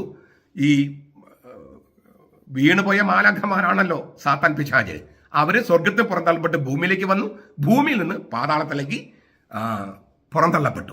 പുറന്തള്ളപ്പെട്ടു കഴിഞ്ഞിട്ട് കർത്താവ് അവിടേക്ക് ഇറങ്ങി സാത്താനെ ബന്ധിച്ചു. എന്നിട്ട് അവൻ്റെ വീട് കവർച്ച ചെയ്യാണ്. ഓരോ ബാധയൊഴിപ്പിക്കലും അങ്ങനെയാണ്. യോഹന്നാന്റെ സുവിശേഷം പറഞ്ഞ എന്താണ്? ഞാൻ കുരിശിലേർത്തപ്പെടുമ്പോൾ ഈ ലോകത്തിന്റെ പ്രഭു പുറന്തള്ളപ്പെടുമെന്നാണ്. കുരിശ് മരണം തന്നെ ഒരു പ്രാപഞ്ചിക ബാധയൊഴിപ്പിക്കലാണ്. കുരിശ് മരണം തന്നെ ഒരു പ്രാപഞ്ചിക ബാധയൊഴിപ്പിക്കലാണ്. ആ പ്രാപഞ്ചിക ബാധയൊഴിപ്പിനെ കോസ്മിക് എക്സോർസിസം, അതിൻ്റെ ചെറിയ ചെറിയ രൂപങ്ങളാണ് ഓരോ പിശാചബാധ ഒഴിപ്പിക്കുന്നു. അപ്പോൾ ഉത്തരം ഏകദേശം കിട്ടിയില്ലേ? എങ്കിലും സാത്താന് ശക്തിയുണ്ട്. പരാജയപ്പെടുത്തിയിട്ടുണ്ടെങ്കിലും സാത്താന് ശക്തിയുണ്ട്. കാരണം എന്താണ്? ഒന്ന്, അതൊരു സ്പിരിച്വൽ പവറാണ്. സാത്താൻ എന്ന് പറഞ്ഞാൽ ഒരു സ്പിരിച്വൽ പവറാണ്. നമ്മൾ കുറച്ചുകൂടി കഴിയുമ്പോൾ നമുക്ക് കുറച്ചുകൂടി വിശദാംശങ്ങൾ കിട്ടും. അതുകൊണ്ട് തന്നെ നമ്മൾ വിചാരിക്കുന്നതിനേക്കാൾ ഒരുപാട് ശക്തിയുണ്ട്. സഭാപിതാക്കന്മാർ ഒരു ഉപമ പോലത്തെ പറഞ്ഞിട്ടാണ് അത് അവതരിപ്പിച്ചിരുന്നത്. സാത്താനെ ഇങ്ങനെ നോക്കിയാൽ ഇങ്ങനെ കെട്ടിയിരിക്കുകയാണ്. എന്നാലും വിരലുകളും, കാലിൻ്റെ വിരലുകളും കൈയുടെ വിരലുകളും സ്വതന്ത്രമാണ്. അതുകൊണ്ട് അവൻ ഇങ്ങനെ ചലിപ്പിക്കുമ്പോഴാണ് ഈ പ്രലോഭനങ്ങളും ഈ ലോകത്തിലെ ഈ തിന്മകളൊക്കെ ഉണ്ടാകുന്നതെന്നാണ്. അതെന്തുകൊണ്ട് നശിപ്പിച്ചില്ല എന്ന കാര്യം നമ്മൾ കണ്ടു കഴിഞ്ഞു. ഓൾറെഡി ഉത്തരം കിട്ടിക്കഴിഞ്ഞു. അപ്പോൾ യേശു സാത്താനെ സ്വർഗത്തിൽ നിന്ന് പുറന്തള്ളപ്പെട്ട് ഭൂമിയിൽ വരികയും ഭൂമിയിൽ നിന്ന് പാതാളത്തേക്ക് പുറന്തള്ളപ്പെടുകയും ചെയ്ത സാത്താനെ പാതാളത്തിൽ ഇറങ്ങി നരകത്തിലേക്ക് ഇറങ്ങി ബന്ധിച്ച് അവന് ശക്തിക്ക് പരിധി കൽപ്പിച്ചു. ഇതാണ് സംഭവിച്ചത്. ഈ സ്വാഭാവികമായിട്ട് നമ്മൾ വിചാരിക്കും നരകത്തിലേക്ക് ഇറങ്ങി എന്ന് പറയുന്നത് കർത്താവ് മരിച്ചതിന് ശേഷം മാത്രമാണെന്ന്. അല്ല, ഈ രക്തം കൊണ്ടുള്ള മാമോദീസയാണ് കുരിശുമരണം. അതിൻ്റെ പൂർവ്വരൂപമായിരുന്നു ജോർദാനിലെ വെള്ളം കൊണ്ടുള്ള മാമോദീസ. പാപികളാണ് അവിടെ ഉള്ളത്, അല്ലേ? പാപികളല്ലേ മാനസാന്തര പാപങ്ങളുടെ മോചനത്തിന് വേണ്ടിയുള്ള പശ്ചാത്താപത്തിന്റെ മാമോദീസയാണ് യോഹന്നാൻ പരികർമ്മം ചെയ്തത്. പാപങ്ങളുടെ മോചനത്തിന് വേണ്ടി പാപികളാണ് അവിടെ ഓടിക്കൂടിയത്. പാപങ്ങളെല്ലാം അവർ ഏറ്റു പറഞ്ഞെന്നും പറയുന്നുണ്ട്. അപ്പം മൊത്തം പാപത്താൽ ചിഹ്നപ്പെടുത്തേണ്ട ഒരു സ്ഥലമാണ് ജോർദാൻ. അവിടേക്ക് യേശു ചെല്ലുകയാണ്. അപ്പം ആ ജോർദാനിലെ വെള്ളം എന്ന് പറയുന്നത് നരകത്തിലെ തീ പിടിച്ച വെള്ളം അതാണ് ആ ജോർദാന്. അവിടേക്ക് ഈശോ ചെല്ലുകയാണ്. ഈശോ അതിലേക്ക് ഇറങ്ങുകയാണ്. ആ ഇറങ്ങുന്നത് കാഴ്ചക്കാരനായിട്ടല്ല. ഡാൻഡയുടെ ഈ ഡിവൈൻ കോമഡിയിൽ ദിവ്യഹാസം എന്ന് പറഞ്ഞ ആ കവിതയിൽ കാഴ്ചക്കാരൻ്റെ റോളിലാണ് ഡാൻഡെ നരകത്തിലേക്ക് ഇറങ്ങണേ. യേശു നരകത്തിലേക്ക് ഇറങ്ങുന്നത് കാഴ്ചക്കാരൻ്റെ റോളിലല്ല, വിജയിച്ചവന്റെ ജേതാവിൻ്റെ റോളിലാണ്. കർത്താവ് നരകത്തിലേക്ക് ഇറങ്ങുന്നു. എന്നിട്ട് അതിശക്തനെ പിടിച്ചു കെട്ടി നരകത്തിൻ്റെയും മരണത്തിൻ്റെ താക്കോലുകൾ കർത്താവ് കൈക്കലാക്കി. വെളിപാട് 1:18. ഞാൻ മരിച്ചവനായിരുന്നു, ഞാൻ ഉയർത്തെഴുന്നേറ്റു, നരകത്തിൻ്റെയും മരണത്തിൻ്റെയും താക്കോലുകൾ എൻ്റെ കയ്യിലാണ്. എന്നിട്ട് നരകത്തിൻ്റെ കവാടങ്ങൾ തുറന്നിട്ടു. സാത്താന് ശക്തിക്ക് പരിധി കൽപ്പിച്ചു. അതാണ് ഈ പരാജയപ്പെടുത്തൽ എന്ന് പറയണേ. അവനെ ബന്ധിച്ച് അവന് ശക്തിക്ക് അങ്ങനെ പരിധി കൽപ്പിച്ചു. ഇതേക്കുറിച്ച് ബെനഡിക്ട് മാർപ്പാപ്പ വിശദീകരിക്കുന്നത് നമുക്കൊന്ന് കേൾക്കാം. നസ്രത്തിൽ യേശു എന്ന് പറഞ്ഞിട്ട് 3 വോളിയമുണ്ട്. അതിൽ 1-ാമത്തെ വോളിയം അധ്യായം 1-ലാണ് ഞാൻ ഇപ്പോൾ വായിക്കുന്നത്. ഈ പുസ്തകം നിങ്ങൾ കേൾക്കുന്നവർ നിങ്ങൾ ഈ 3 വോളിയം നമ്മുടെ മാർപ്പാപ്പയായിരുന്ന ആഗസ്തീനോസ് പൗലോസ്ലീഗ എന്ന് പറഞ്ഞ അവരുടെയൊക്കെ ബുദ്ധിശക്തിക്ക് തുല്യവും അതുപോലെ വിശുദ്ധി ഉണ്ടായിരുന്ന ഒരു മനുഷ്യനായി ബെനഡിക്ട് മാർപ്പാപ്പ. നമ്മുടെ മാർപ്പാപ്പയായിരുന്നു നമ്മുടെ അടുത്ത കാലത്ത് അദ്ദേഹം മരിച്ചത്. അദ്ദേഹത്തിൻ്റെ പുസ്തകം മലയാളത്തിൽ അവൈലബിൾ ആണ്. ഞാൻ 6 ഞാൻ തർജ്ജമ ചെയ്തിട്ടുണ്ട്. ഒരെണ്ണം ചങ്ങനാശ്ശേരി നിന്ന് സ്പിരിറ്റ് ഓഫ് ദി ലിറ്റർജി. ഈ പുസ്തകങ്ങൾ നിങ്ങളൊരു 10-15 പ്രാവശ്യം വായിക്കണം. യേശുവിനെ കുറിച്ച് കഴിഞ്ഞ 200 കൊല്ലങ്ങൾക്കുള്ളിൽ ഇത്ര നല്ല പുസ്തകം എഴുതപ്പെട്ടിട്ടില്ല എന്നാണ് യൂറോപ്പിലും അമേരിക്കയിലും ഒക്കെ അറിയപ്പെടുന്നത്. ആ പുസ്തകം നമുക്ക് മലയാളത്തിൽ കിട്ടിയിരിക്കുന്നത്. അത് ആളൊരു ബിബ്ലിയ അക്കാദമി അത് ഇറക്കിയിട്ടുണ്ട്. ഞാനത് തർജ്ജമ ചെയ്തിട്ടുണ്ട്. നിങ്ങളത് വായിക്കണം. ബെനഡിക്ട് മാർപ്പാപ്പയുടെ നസ്രത്തിൽ യേശു 3 വോളിയങ്ങളുണ്ട്. 1-ാമത്തെ വോളിയം അതിൽ 1000 അധ്യായത്തിലെ ഒരു ഭാഗമാണ് ഞാൻ വായിക്കുന്നത്. അദ്ദേഹത്തിൻ്റെ വ്യാഖ്യാനം ഞാൻ അങ്ങനെ തന്നെ വായിക്കുകയാണ്. യേശുവിൻ്റെ മാമോദീസയുടെ ആന്തരികമായ അർത്ഥതലത്തെ പൗരസ്ത്യ സഭ അതിൻ്റെ ആരാധനാക്രമത്തിലൂടെയും ഐക്കണുകളെക്കുറിച്ചുള്ള ദൈവശാസ്ത്രത്തിലൂടെയും കൂടുതൽ ആഴത്തിൽ വികസിപ്പിച്ചെടുത്തിട്ടുണ്ട്. പൗരസ്ത്യ സഭകൾ കേട്ടോ, സീറോ മലബാർ സഭക്കാർ കേൾക്കണേ. പൗരസ്ത്യ സഭകൾക്ക് പ്രത്യക്ഷവൽക്കരണ തിരുനാൾ അഥവാ എപ്പിഫനി എന്ന് പറയുന്നത് ജ്ഞാനികളുടെ സന്ദർശനമല്ല, യേശുവിൻ്റെ മാമോദീസയാണ്. അവർ എപ്പിഫനിയുടെ ഉള്ളടക്കവും യേശു ദൈവപുത്രനാണ് എന്ന് സ്വർഗത്തിൽ നിന്ന് സാക്ഷ്യപ്പെടുത്തുന്നതാണ് ആ ഉള്ളടക്കം. ഈസ്റ്ററും തമ്മിൽ അത്യഗാധമായ ബന്ധം കാണുന്നു. എല്ലാ ധർമ്മനീതിയും പൂർത്തിയാക്കുക നമുക്ക് ഉചിതമാണ് മത്തായി 3:15 എന്ന് സ്നാപയോഹന്നാനോട് പറഞ്ഞ തിരുവചനത്തിൽ പൗരസ്ത്യ സഭകൾ കാണുന്നത് ഗെത്സമൻ തോട്ടത്തിൽ വെച്ച് യേശു പിതാവിനോട് ഉരുവിട്ട പ്രാർത്ഥനയാണ് മത്തായി 26:39. എൻ്റെ പിതാവേ, എൻ്റെ ഇഷ്ടമല്ല നിന്റെ ഹിതം പോലെയാകട്ടെ. എപ്പിഫനി തിരുനാളിന് ജനുവരി 6 ഒരുക്കമായി ജനുവരി 3-ാം തീയതി ചൊല്ലുന്ന ആരാധനാ ഗീതങ്ങളെല്ലാം വിശുദ്ധ വാരത്തിലെ ബുധനാഴ്ചത്തെ പ്രാർത്ഥനകളുമായി ഇണങ്ങുന്നതാണ്. ജനുവരി 4-ാം തീയതിയിലെ ആരാധനാ ഗാനങ്ങൾ പെസഹ വ്യാഴ കർമ്മങ്ങളുമായി പൊരുത്തപ്പെടുന്നതാണ്. ജനുവരി 5-ാം തീയതിയിലെ ആരാധനക്രമം ദുഃഖവെള്ളിയുടെയും വലിയ ശനിയുടെയും കർമ്മവിധികളുമായി ചേർച്ചയുള്ളതാണ്. ഈ ചാർച്ചാ ബന്ധങ്ങളെ ഐക്കണുകളിൽ പ്രകാശിപ്പിച്ചിരിക്കുകയാണ് പൗരസ്ത്യ സഭ. യേശുവിന്റെ ജ്ഞാനസ്നാനത്തിന് ഐക്കണിൽ ജലത്തെ ദ്രാവക രൂപത്തിലുള്ള കബറിടമായി അവതരിപ്പിച്ചിരിക്കുന്നു. അതിന്റെ രൂപമാകട്ടെ കറുത്തിരണ്ട ഗുഹയോ നിലവറയോ ആണ്. അധോലോകമായ പാതാളത്തിന്റെയോ നരകത്തിന്റെയോ ഐക്കണിക ചിത്രമാണ് ഈ ഇരുണ്ട ഗുഹ. എല്ലാ വശത്തു നിന്നും അഗ്നി പടർന്നു പിടിക്കുന്ന ഈ ജലകുടീരത്തിലേക്കുള്ള യേശുവിന്റെ ഇറക്കം പാതാളത്തിലേക്കുള്ള അവന്റെ അവരോഹണത്തിന്റെ മുൻ ആസ്വാദനമാണ്. അവൻ ജലത്തിലേക്ക് ഇറങ്ങിയപ്പോൾ ശക്തനായ മനുഷ്യനെ അവൻ ബന്ധിച്ചു. ലൂക്ക 11:22 എന്നാണ് ജെറൂസലമിലെ വിശുദ്ധ സിറിയിൽ എഴുതിയത്. മറ്റൊരു പദാവലി ഉപയോഗിച്ച് ജോൺ ക്രിസോസ്റ്റം അഭിപ്രായപ്പെട്ടത് ഇങ്ങനെയാണ്: വെള്ളത്തിലേക്ക് ഇറങ്ങിപ്പോയതും അവിടെ നിന്ന് കയറിയതും നരകത്തിലേക്കുള്ള ഇറക്കത്തിന്റെയും ഉത്ഥാനത്തിന്റെയും പ്രതീക സൂചകമാണ്. അങ്ങനെ യേശുവിന്റെ മാമോദിസായെ ലോക ചരിത്രത്തിന്റെ ആവർത്തനമായി മനസ്സിലാക്കുന്നു. അത് ഭൂതകാലത്ത് അയവിറക്കി സംക്ഷേപിച്ച് ഭാവിയെ മുൻകൂട്ടി അനുഭവിക്കുന്നു. മറ്റുള്ളവരുടെ പാപങ്ങളിലേക്കുള്ള യേശുവിന്റെ പ്രവേശനം നിത്യാഗ്നിയിലേക്കുള്ള അവന്റെ അവരോഹണമായിരുന്നു. എന്നാൽ ദാന്റെയുടെ നരകാഗ്നിയിൽ എന്ന പോലെ കാഴ്ചക്കാരന്റെ റോളിലല്ല അവൻ നിത്യാഗ്നിയിലേക്ക് ഇറങ്ങിയത്. പ്രത്യുത മറ്റുള്ളവരുടെ സഹഭാവത്തിൽ സഹിച്ചവൻ സഹനത്തെ തന്നെ രൂപാന്തരപ്പെടുത്തുകയും അതിലൂടെ അധോലോകത്തെ കീഴ്മേൽ മറിക്കുകയും അത്യഗാധ കയത്തിന്റെ കവാടങ്ങൾ ഇടിച്ചു നിരത്തി വലിച്ചെറിഞ്ഞ് അത് മലർക്കെ തുറന്നിടുകയും ചെയ്തു. ദുഷ്ടന്റെ ഭവനത്തിലേക്കുള്ള ഇറക്കമായിരുന്നു യേശുവിന്റെ മാമോദീസ. അവിടെ വെച്ച് മനുഷ്യരെ തടവുകാരായി കൈവശം വെച്ചിരിക്കുന്ന ശക്തനുമായി ലൂക്ക 11:22 അതിശക്തനായവൻ സംഘട്ടനത്തിൽ ഏർപ്പെട്ടു. ഉപജാപത്തിലൂടെയും കപടതന്ത്രത്തിലൂടെയും നമ്മെ കൗശലപൂർവ്വം വഞ്ചിച്ച് കൈകാര്യം ചെയ്യുന്ന ശക്തികളുടെ തടവുകാരാണ് നാം എന്നതാണ് സത്യം. ആ ശക്തികളുമായിട്ടാണ് കർത്താവ് സംഘട്ടനത്തിൽ ഏർപ്പെട്ടത്. ശക്തനായവനെ തോൽപ്പിക്കാൻ ചരിത്രത്തിലുടനീളം ലോകത്തിന് കെൽപ്പില്ലായിരുന്നു. അവനേക്കാൾ ശക്തനായ ഒരുവന് മാത്രമേ, സാത്താനേക്കാൾ ശക്തനായ ഒരുവന് മാത്രമേ അത് അവനെ ബന്ധിക്കാനും തോൽപ്പിക്കാനും കഴിഞ്ഞുള്ളൂ. അതിശക്തനായ യേശുവാകട്ടെ ദൈവമായുള്ള തന്റെ തുല്യതയാൽ ലോകത്തിന്റെ പാപം മുഴുവൻ തന്റെ മേൽ ചുമന്ന് പിന്നെ അതിലൂടെ അവസാനം വരെ സഹിച്ച് അധപതിച്ചവരെ തനത് സ്വഭാവത്തിലേക്ക് യാതൊന്നും നിബന്ധിക്കാതിരിക്കാൻ അവൻ ശ്രദ്ധിച്ചു. ഈ സംഘർഷമാണ് പുതിയ സാഹചര്യം സൃഷ്ടിക്കുന്നതും പുതിയ ആകാശവും പുതിയ ഭൂമിയും സജ്ജമാക്കുന്നതുമായ ഉണ്മയുടെ മാനസാന്തരം. ഈ പരിപ്രേക്ഷ്യത്തിൽ നോക്കിയാൽ ക്രൈസ്തവ മാമോദിസ എന്ന കൂദാശ മനുഷ്യജീവിതത്തിന് മാറ്റം വരുത്തുന്ന ആരോഹണത്തിലൂടെ ലോകത്തെ രൂപാന്തരപ്പെടുത്തുന്ന യേശുവിന്റെ സംഘർഷത്തിലുള്ള പങ്കുചേരലിന്റെ ദാനമാണ്. നിങ്ങളത് ഒന്നും കേൾക്കേണ്ടത്. ക്രൈസ്തവ മാമോദിസ എന്ന കൂദാശ മനുഷ്യ ജീവിതത്തിന് മാറ്റം വരുത്തുന്ന ആരോഹണത്തിലൂടെ ലോകത്തെ രൂപാന്തരപ്പെടുത്തുന്ന യേശുവിന്റെ സംഘർഷത്തിലുള്ള പങ്കുചേരലിന്റെ ദാനമാണ്. എറണാകുളം അങ്കമാലി അതിരൂപതയില് ഈ സംഘർഷം നടക്കുന്നത് സഭയുടെ കുർബാന വേണമെന്ന് ആവശ്യപ്പെട്ട് ബസിലിക്കയിൽ ഇരിക്കുന്ന കുറച്ച് പേര് ആ കുർബാന കൊടുക്കില്ല എന്ന് വാശി പിടിച്ച് ഈ കുർബാന നടപ്പാക്കാൻ തീരുമാനിച്ച മെത്രാന്മാരുവനെ മറുവശത്ത്.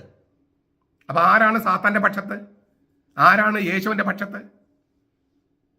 ആരാണോ ഈ കുർബാന നടപ്പാക്കാൻ തീരുമാനിച്ചത് അവര് ആ കുർബാന നടപ്പാക്കില്ല എന്ന് പറഞ്ഞ് ഇരിക്കുന്നു. ആ കുർബാനയാണ് ഞങ്ങളുടെ ജന്മാവകാശം എന്ന് പറഞ്ഞ് കുറച്ചു പേര് ബസിലിക്കയിൽ, കുറച്ചു പേരേ ഉള്ളൂ, ഇരിക്കുന്നു. ആ സംഘർഷമുണ്ടല്ലോ. ബസിലിക്കയിൽ ഇരുന്നിട്ട് ഈ സഭയുടെ കുർബാന വേണമെന്ന് വാദിക്കുന്ന അല്ലെങ്കിൽ ആവശ്യപ്പെടുന്ന കരയുന്ന അവരേർപ്പെട്ടിരിക്കുന്ന സംഘർഷം അത് സാത്താനെയും സാത്താന് ശക്തികളെയും തോൽപ്പിക്കാനുള്ള സമരമാണ്. ക്രിസ്തീയ മാമോദിസയുടെ അർത്ഥം അതാണ്. അല്ലാതെ ഈ തലയിൽ വെള്ളം ഒഴിച്ച് ഇല്ലേ ദിവസം പോയി കുർബാന കണ്ടതുകൊണ്ട് ക്രിസ്തീയ മാമോദിസയാകില്ല. ഇപ്പൊ ശരിക്കും ക്രിസ്തീയ മാമോദിസ ആ സംഘർഷം അതിലേർപ്പെട്ടിരിക്കുന്നത് ഈ കുർബാന കിട്ടാൻ വേണ്ടിയിരിക്കുന്ന സമരത്തിലിരിക്കുന്ന ആളുകളാണ്. ഞാൻ അതുകൊണ്ട് പറഞ്ഞിട്ടുണ്ട് മുൻപ്, അവരുടെ പേരുകളാണ് ജീവന്റെ പുസ്തകത്തിൽ എഴുതപ്പെടുക. അവരുടെ വ്യക്തിപരമായ തിന്മകൾ ഒരുപാടുണ്ടായിരിക്കാം. അവിടെ വന്നിരിക്കുന്ന ആളുകൾക്ക് സംഘടനാപരമായ ദുരുദ്ദേശങ്ങൾ ഉണ്ടായിരിക്കാം. എങ്കിലും അവരവിടെ ഇരിക്കുന്നത് സത്യമായി കുർബാന കിട്ടാൻ വേണ്ടിയാണ് എന്നതുകൊണ്ടും ആ കുർബാന മുടക്കുന്നത് ആരാണോ അവർ സാത്താന്റെ പക്ഷത്താണ് എന്ന കാര്യം ഇവരോട് തെളിയുന്നത് കൊണ്ടും അവരുടെ പേരുകൾ ജീവന്റെ പുസ്തകത്തിൽ എഴുതപ്പെടും ആദ്യം. അപ്പൊ ഈ സംഘർഷത്തിന്റെ കാര്യം പറഞ്ഞു. ഈ സാത്താന്റെ അധികാരത്തിന് പരിധി കൽപ്പിച്ചെന്നൊക്കെ പറഞ്ഞല്ലോ. അപ്പൊ ഇതെങ്ങനെ മനസ്സിലാക്കി? ഇന്ന് എങ്ങനെ മനസ്സിലാക്കും? ഇന്ന് നമ്മൾ എങ്ങനെയത് അനുഭവിക്കുന്നത്? എന്താണ് സാത്താന്റെ ശക്തി? സാത്താന്റെ ശക്തി എന്താ? നാം സാത്താനെ ശ്രമിച്ചാലല്ലേ ശക്തിയുള്ളൂ.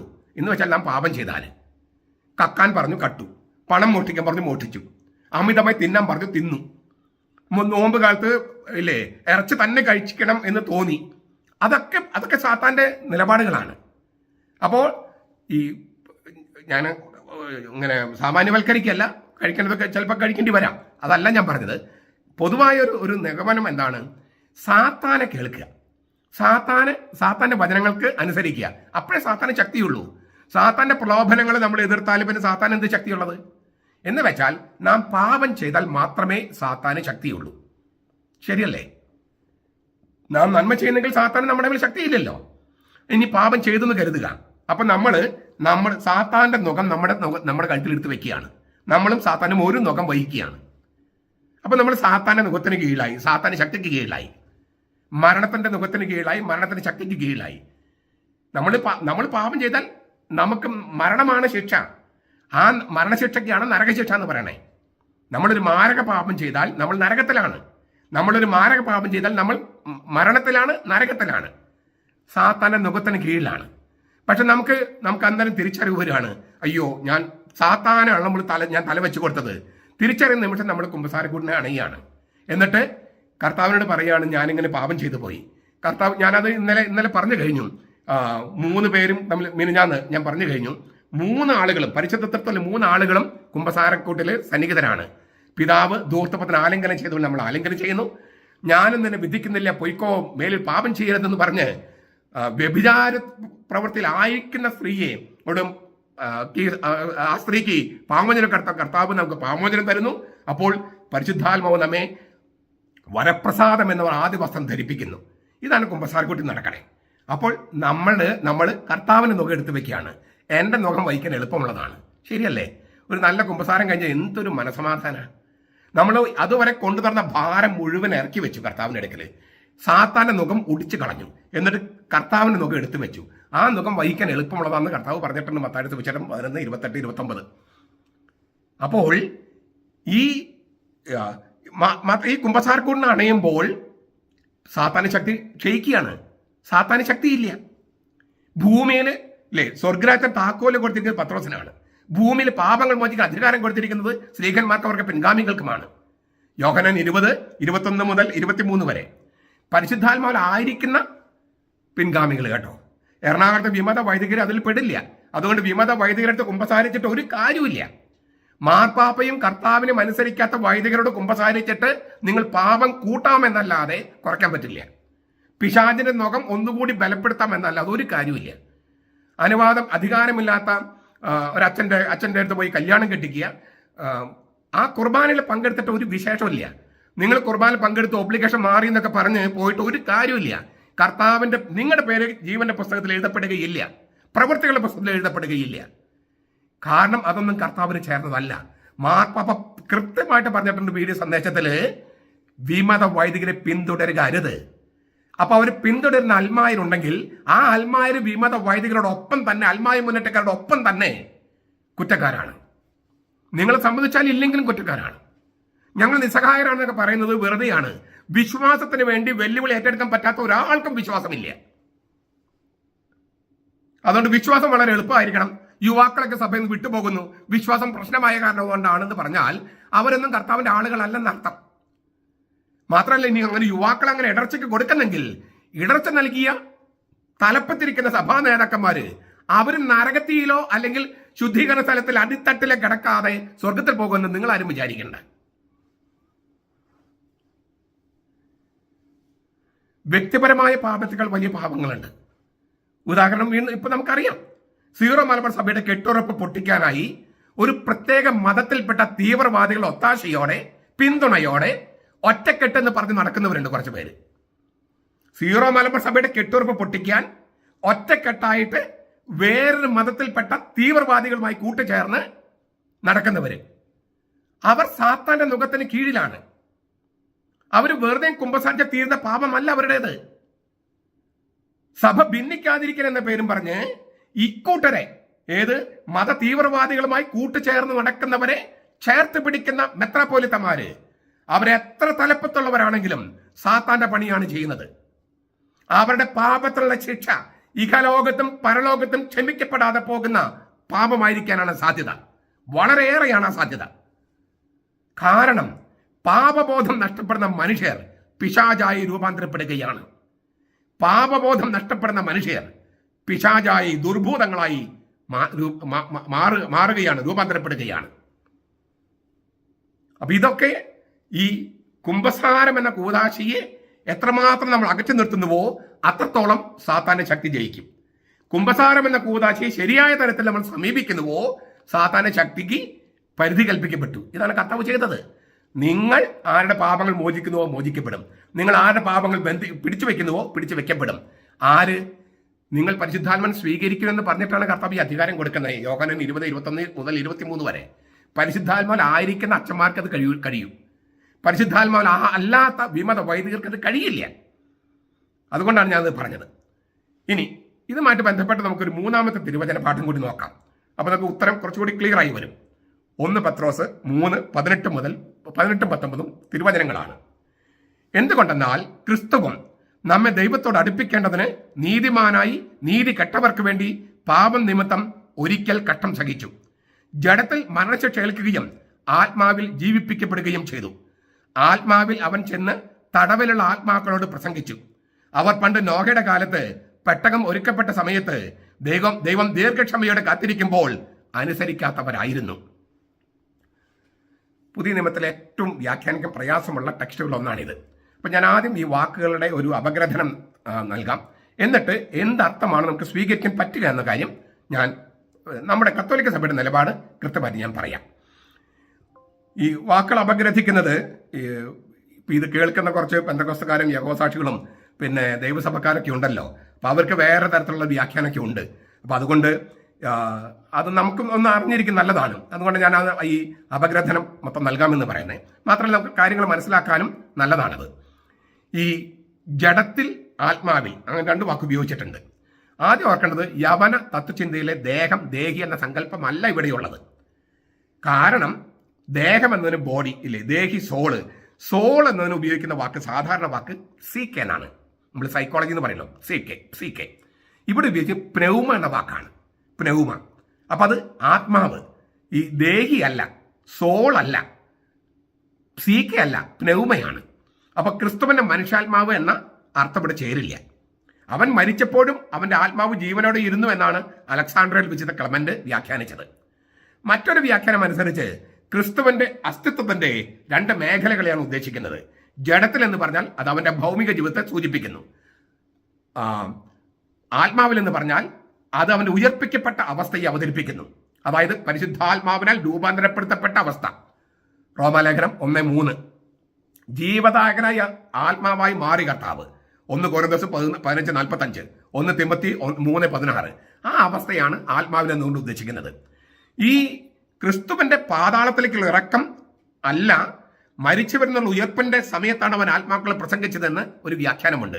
അതിനോട് ചേർന്ന് പോകാം ഈ പറഞ്ഞ ആത്മാവിലെന്ന അത് ഈ ക്രിസ്തു ഉയർപ്പിക്കപ്പെട്ട അവസ്ഥയെയാണ് ആത്മാവിൽ എന്ന വാക്കുകൊണ്ട് ഉദ്ദേശിക്കുന്നതെങ്കിൽ. ഇപ്പൊ ഞാൻ അപഗ്രഥനാണ് പറയണേ. നമ്മുടെ തീരുമാനങ്ങളെ കുറച്ച് കഴിഞ്ഞിട്ടാണ് പറയുള്ളൂ. അവൻ ആത്മാവിൽ ചെന്നു എന്നാണ്. ആത്മാവിൽ അവൻ ചെന്നു. ആത്മാവിൽ എന്നതിന് യേശു എല്ലാ മനുഷ്യരെയും പോലെ മരണം അനുഭവിച്ചറിയുകയും മരിച്ചവരുടെ വാസസ്ഥലത്തുള്ളവരുമായി തന്റെ ആത്മാവിൽ ഒന്ന് ചേരുകയും ചെയ്തെന്നാണ് ഒന്നാമത്തെ അർത്ഥം. കത്തോലിക്ക സഭയുടെ മതബോധനം 632. അത് കർത്താവ് മരിച്ചാൽ പോരായിരുന്നു, മരിച്ചവരുടെ താവളത്തിൽ അവൻ താമസിക്കണമായിരുന്നു. അതായത് ഞാൻ നേരത്തെ പറഞ്ഞല്ലോ, നമ്മളൊരു പാപം ചെയ്യുമ്പോൾ നരകത്തിൽ വീഴാണ്. അപ്പോ ഈ നഷ്ടപ്പെട്ട ആടെന്ന് പറഞ്ഞാൽ നരകത്തിൽ കിടക്കുന്ന ആടെന്നാണ്. ഈ നഷ്ടപ്പെട്ട ആടിനെ രക്ഷിക്കാൻ ഇങ്ങനെ പൊക്കിക്കൊണ്ടുവരാൻ വന്നവനാണ് കർത്താവ്. അപ്പൊ നരകത്തിലേക്ക് ഇറങ്ങിയാലേ ഈ ആടിനെ പൊക്കിക്കൊണ്ടുവരാൻ പറ്റൂ. അപ്പോൾ മരിച്ചാൽ മാത്രം പോരാ, മരിച്ചവരുടെ താവളത്തിൽ പോകണം, അവരും മറ്റൊന്നാകണം. ഇതാണ് കത്തോലിക്ക സഭയുടെ മതബോധനം 632. പക്ഷെ അപ്പോഴും അവൻ ജേതാവായി രക്ഷകൻ എന്ന നിലയിലാണ് ഇറങ്ങി ചെല്ലുന്നത്. നമ്മൾ മരിച്ചതുപോലെയല്ല കർത്താവ് മരിച്ചെന്ന അർത്ഥം. രണ്ടാമത്തെ ഒരു അർത്ഥം കൂടിയുണ്ട്. ജീവദായകനായ ആത്മാവായി മാറിയ അവസ്ഥയിൽ, അതായത് യേശു ഉത്ഥാനം ചെയ്ത കർത്താവ് എന്ന അവസ്ഥയിലാണ് തടവിലുള്ള ആത്മാക്കളോട് പ്രസംഗിച്ചത്. ഇങ്ങനെ രണ്ട് സാധ്യതകളാണ് ഈ ആത്മാവിനെന്ന വാക്കിനുള്ളത്. അവൻ ചെന്നു, ആത്മാവിൽ അവൻ ചെന്നു. ഇത് പാതാളത്തിലേക്കുള്ള ഇറക്കത്തെയോ സ്വർഗത്തിലേക്കുള്ള കയറ്റത്തെയോ സൂചിപ്പിക്കാം. ആദ്യത്തേതാണെങ്കിൽ പാതാളത്തിൽ ഇറക്കമാണെങ്കിൽ രക്ഷകൻ എന്ന നിലയിൽ നരകത്തിലേക്ക് ഇറങ്ങിയതിനെ ചിഹ്നപ്പെടുത്തുന്നു. ഈ സ്വർഗത്തിലേക്കുള്ള കയറ്റത്തെയാണെങ്കിൽ യേശു ശരീരത്തോടു കൂടി എഴുന്നേറ്റതിന് ശേഷം ചെയ്ത പ്രവൃത്തിയെ സൂചിപ്പിക്കുന്നു. അതിനാൽ ഈ പോക്കിനെ തിരുവുത്ഥാനമായിട്ടാണ് ചിലർ മനസ്സിലാക്കുന്നത്. 1 പത്രോസ് 3:22 അങ്ങനെയുണ്ട്. സ്ലീഹന്മാരുടെ നടപടി പുസ്തകം 1:10-19 വാക്യങ്ങളിൽ അങ്ങനെയുണ്ട്. ഒന്ന് മറ്റൊന്നിനെ ഒഴിവാക്കുന്നില്ലെന്നർത്ഥം. പാതാളത്തിലേക്ക് ഇറങ്ങിയവനാണ് സ്വർഗത്തിലേക്ക് കയറുന്നത്. പിന്നത്തെ ഒരു വാക്കാണ് തടവിലുള്ള ആത്മാക്കളോട്, കാരാഗ്രഹത്തിൽ കിടക്കുന്ന ആത്മാക്കളോട്. ഇതാണ് ഏറ്റവും ഇങ്ങനെ വ്യാഖ്യാനിക്കാൻ പ്രയാസം. 4 തരത്തിലാണ് ഇതിൻ്റെ വ്യാഖ്യാനങ്ങൾ ഇതുവരെ ഉണ്ടായിട്ടുള്ളത്. ഞാൻ ആ 4 പറയാം. ഞാൻ വീണ്ടും പറയാണ്, എന്നിട്ട് നമ്മൾ ഏത് വ്യാഖ്യാനം സ്വീകരിക്കുന്ന കാര്യം അവസാനം പറയാം.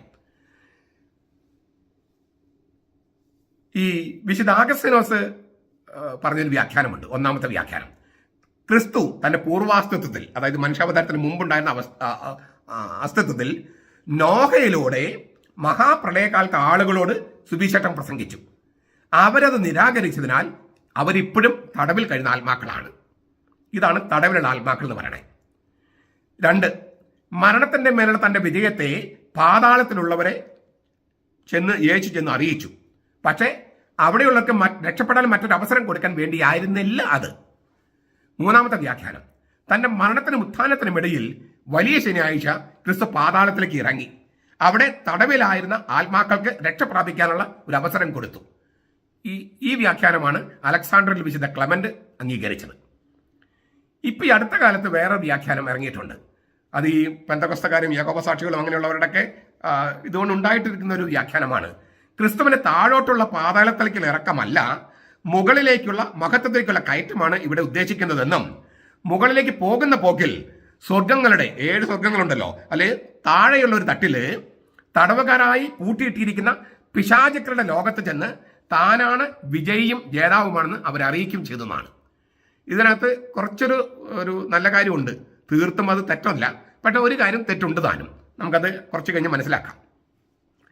ഇനി ഇതൊക്കെയാണെങ്കിൽ എപ്പോഴും നമ്മൾ ഓർക്കേണ്ട സംഗതി, ആത്മാക്കൾ എന്ന് ഇവിടെ പുതിയ നിയമം വിളിക്കുന്നത് മനുഷ്യാത്മാക്കളെയല്ല, അതിസ്വാഭാവിക ജീവികളായ അരൂപികളായ ജീവികളെയാണ്.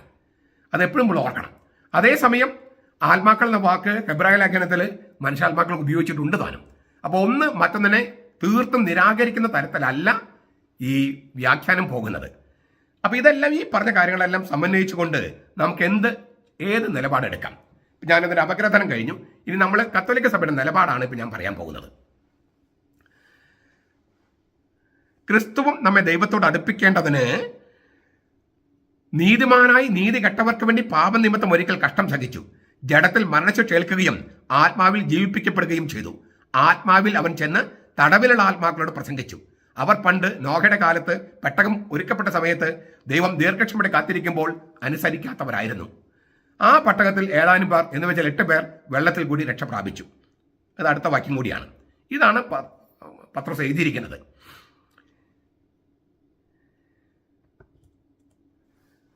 ആദ്യം നമ്മൾ ഓർക്കേണ്ടത്, നമ്മുടെ നിലപാടെടുക്കുമ്പോൾ ക്രിസ്തു ഒരു സാധാരണ മനുഷ്യനല്ല, ദൈവം മനുഷ്യനായ ആളാണ്.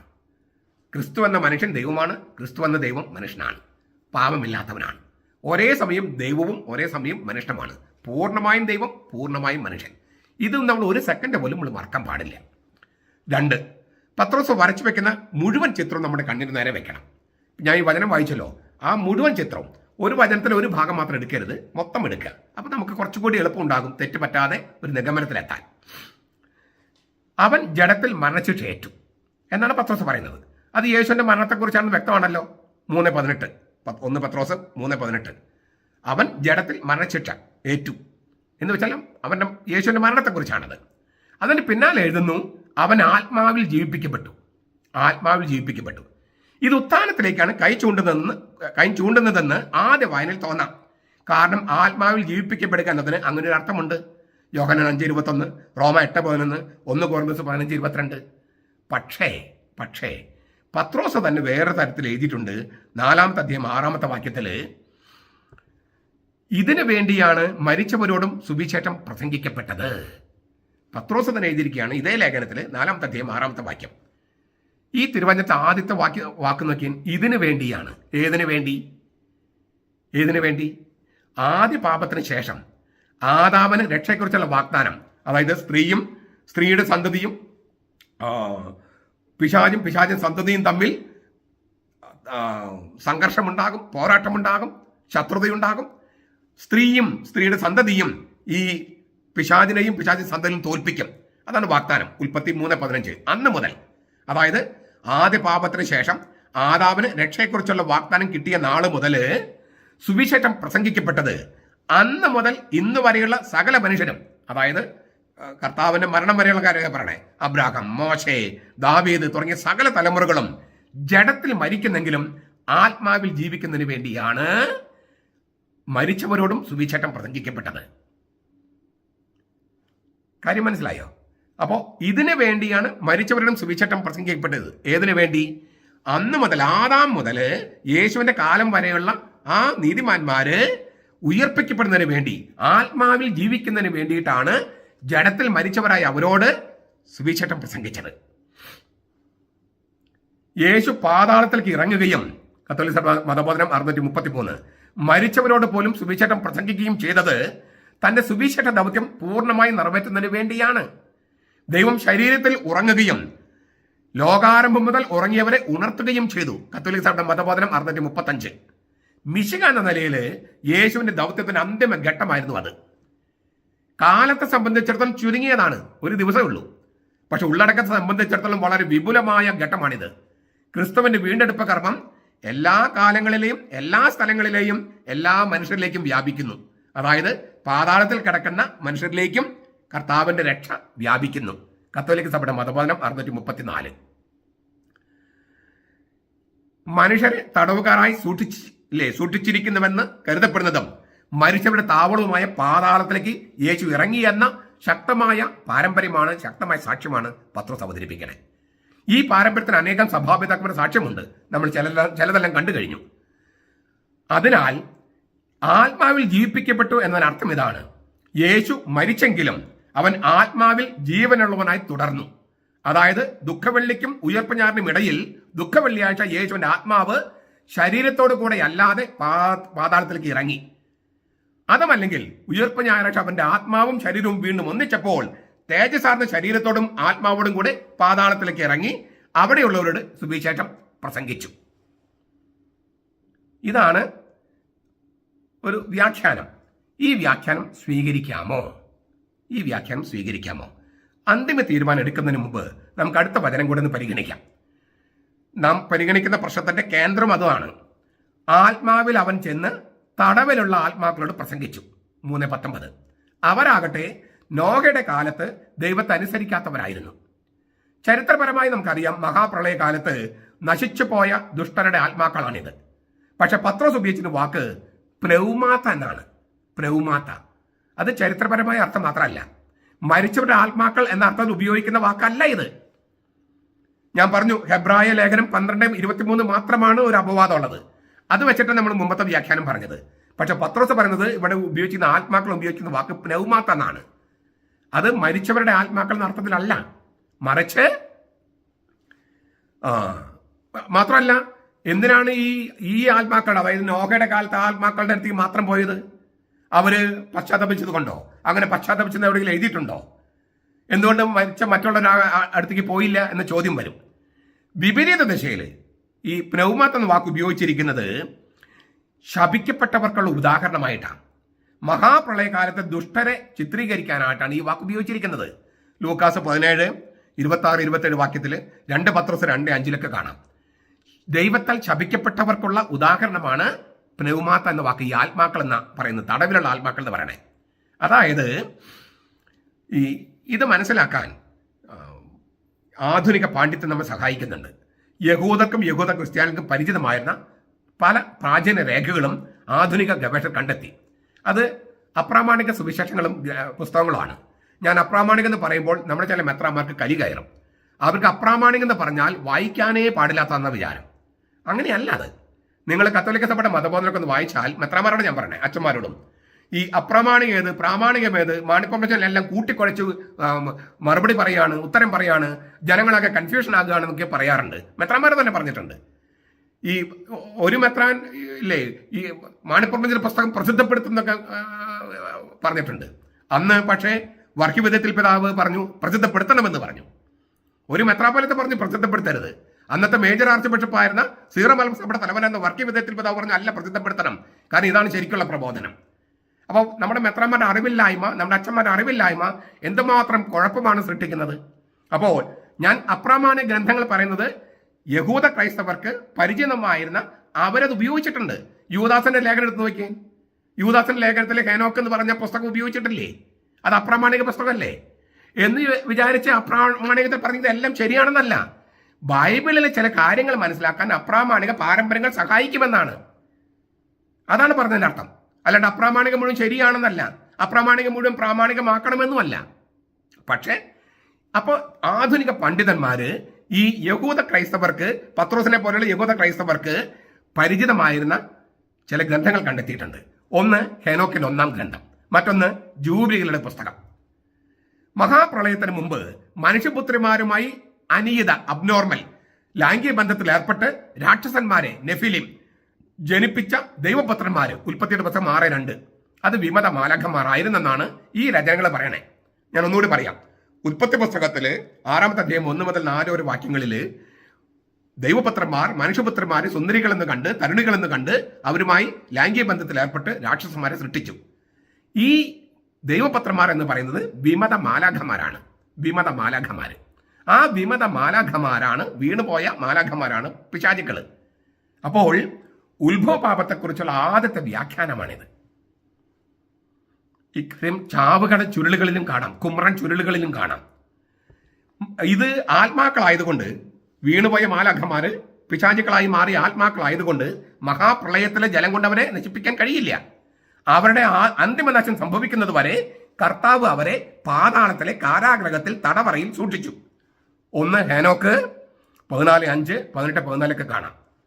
ഹേനോക്കിന്റെ 2-ാം പുസ്തകം അനുസരിച്ച് അവരെ പാതാളത്തിലല്ല, സ്വർഗത്തിന്റെ താഴെയുള്ള 7 സ്വർഗങ്ങളിൽ 2-ാം തട്ടിലുള്ള സ്വർഗം, 2-ാം സ്വർഗത്തിലാണ് അവരെ സൂക്ഷിച്ചത്. അങ്ങനെ അത് 2 ഹേനോക്കിന്റെ ഹേനോക്കിന്റെ 2-ാം പുസ്തകത്തിൽ പറയുന്നതാണ്. ഇതിന്റെ കുഴപ്പം എന്താണെന്ന കാര്യം, ഈ സ്വർഗത്തിന് 2-ാം തട്ടിലാന്നുള്ളതിന് ഒരു ചെറിയൊരു പ്രശ്നമുണ്ട്.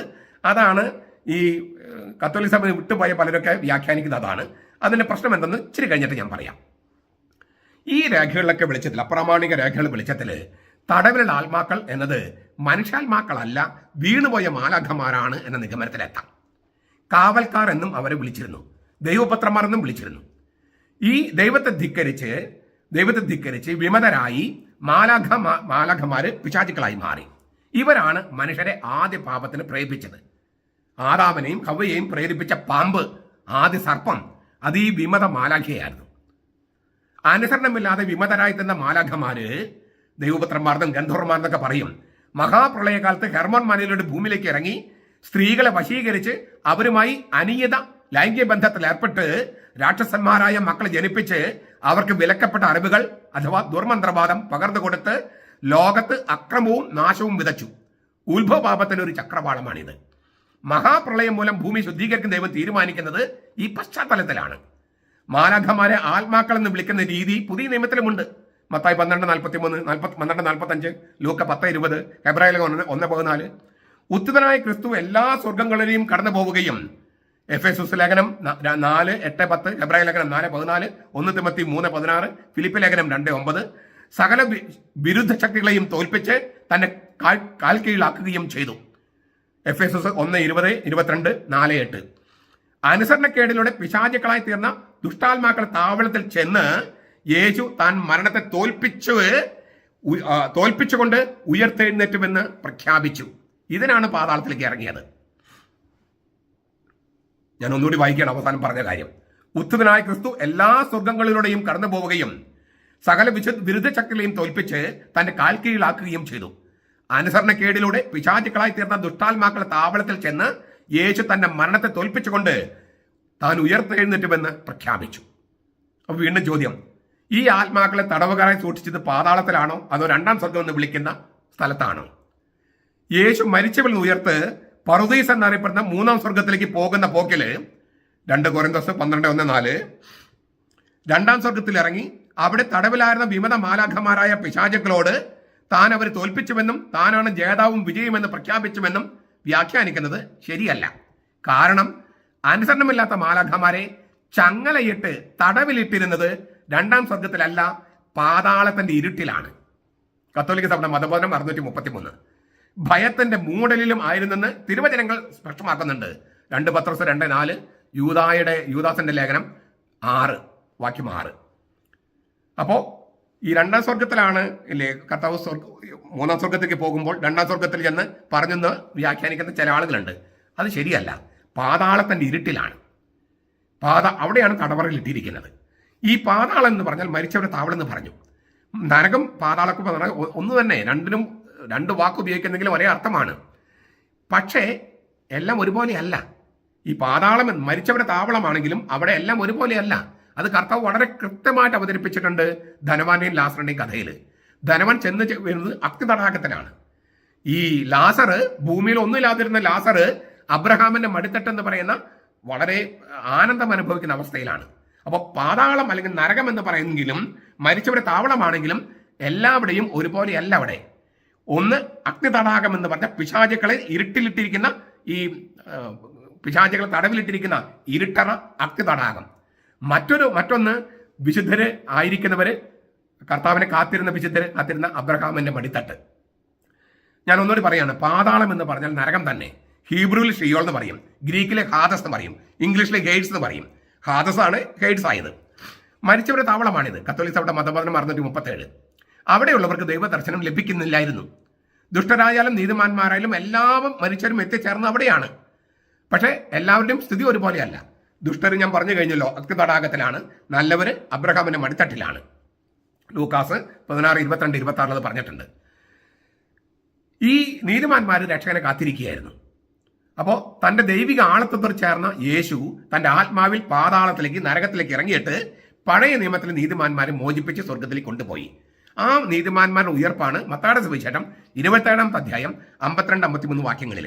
കർത്താവ് മരിച്ചപ്പോൾ ഭൂകമ്പമുണ്ടായി, പലരുടെയും ശവകുടീരങ്ങൾ തുറക്കപ്പെട്ടു, നീതിമാന്മാർ ഉയർപ്പിക്കപ്പെട്ടു. യേശു ഉത്ഥാനത്തിന് ശേഷം അവർ ബന്ധുക്കൾക്കും അവർക്കൊക്കെ പ്രത്യക്ഷപ്പെട്ടു. അവരിൽ ഒരാളാണ് മത്തായി ശ്ലീഹ. 1 പത്രോസ് 4:6 കത്തോലിക്ക സഭയുടെ മതബോധനം 637 ഇത് കാണാം. ഇത് യേശുവിന്റെ മരണസമയത്ത് യേശുവിന് മുമ്പ് മരിച്ച നീതിമാന്മാരുടെ കഥയാണ്. യേശുവിന് ഉത്ഥാനത്തിന് ശേഷം മരിക്കുന്നവരുടെ സ്ഥിതി എന്താണ്? ഞാൻ ഈ മരിച്ചവരുടെ ദിനത്തിലുള്ള എനിക്കൊന്നൊരു 5-6 വീഡിയോസ് എങ്കിലും ഞാൻ ചെയ്തിട്ടുണ്ട്. ചോദ്യങ്ങൾക്ക് മറുപടിയായിട്ട് പറഞ്ഞിട്ടുണ്ട്. ഇപ്പം ഞാൻ ചുരുക്കമായിട്ട് പറയുകയാണ്. ഇത് പലർക്കും അറിയില്ല എന്നുള്ള കാര്യം വലിയ സങ്കടമാണ്. പിന്നെ ഞാൻ മഞ്ഞാക്ലച്ചന് കൊടുത്ത മറുപടിയിലും വളരെ വിശദമായിട്ട് പറഞ്ഞിട്ടുണ്ട്. ഇതൊക്കെ ഞാൻ പല പ്രാവശ്യം പറഞ്ഞിട്ടുണ്ട്, ഇപ്പോഴും പറയുകയാണ്. ഇപ്പോൾ യേശുവിന് ഉത്ഥാനത്തിന് ശേഷം മരിക്കുന്നവരുടെ സ്ഥിതി എന്താണ്? നമ്മൾ മരിക്കുമ്പോൾ എന്ത് സംഭവിക്കുന്നു? നമ്മൾ ആദ്യം തന്നെ ഓർക്കേണ്ടത്, ഹിന്ദുക്കൾ ആത്മാവെന്ന് പറയുന്ന അർത്ഥത്തിലല്ല നമ്മൾ ആത്മാവെന്ന് പറയണേ. ഗ്രീക്കുകാർ ആത്മാവെന്ന് പറയുന്ന അർത്ഥത്തിലല്ല നമ്മൾ ആത്മാവെന്ന് പറയണേ. ദൈവം സൃഷ്ടിച്ച ആത്മാവിന് ശരീരം കൊടുക്കാനായിട്ട് മാതാപിതാക്കളോട് പറയാണ്. അങ്ങനെ മാതാപിതാക്കൾ ശരീരം കൊടുക്കുമ്പോൾ ആ ആത്മാവ് എന്ന് പറയുന്നത് ആളായി മാറും, ആണ്.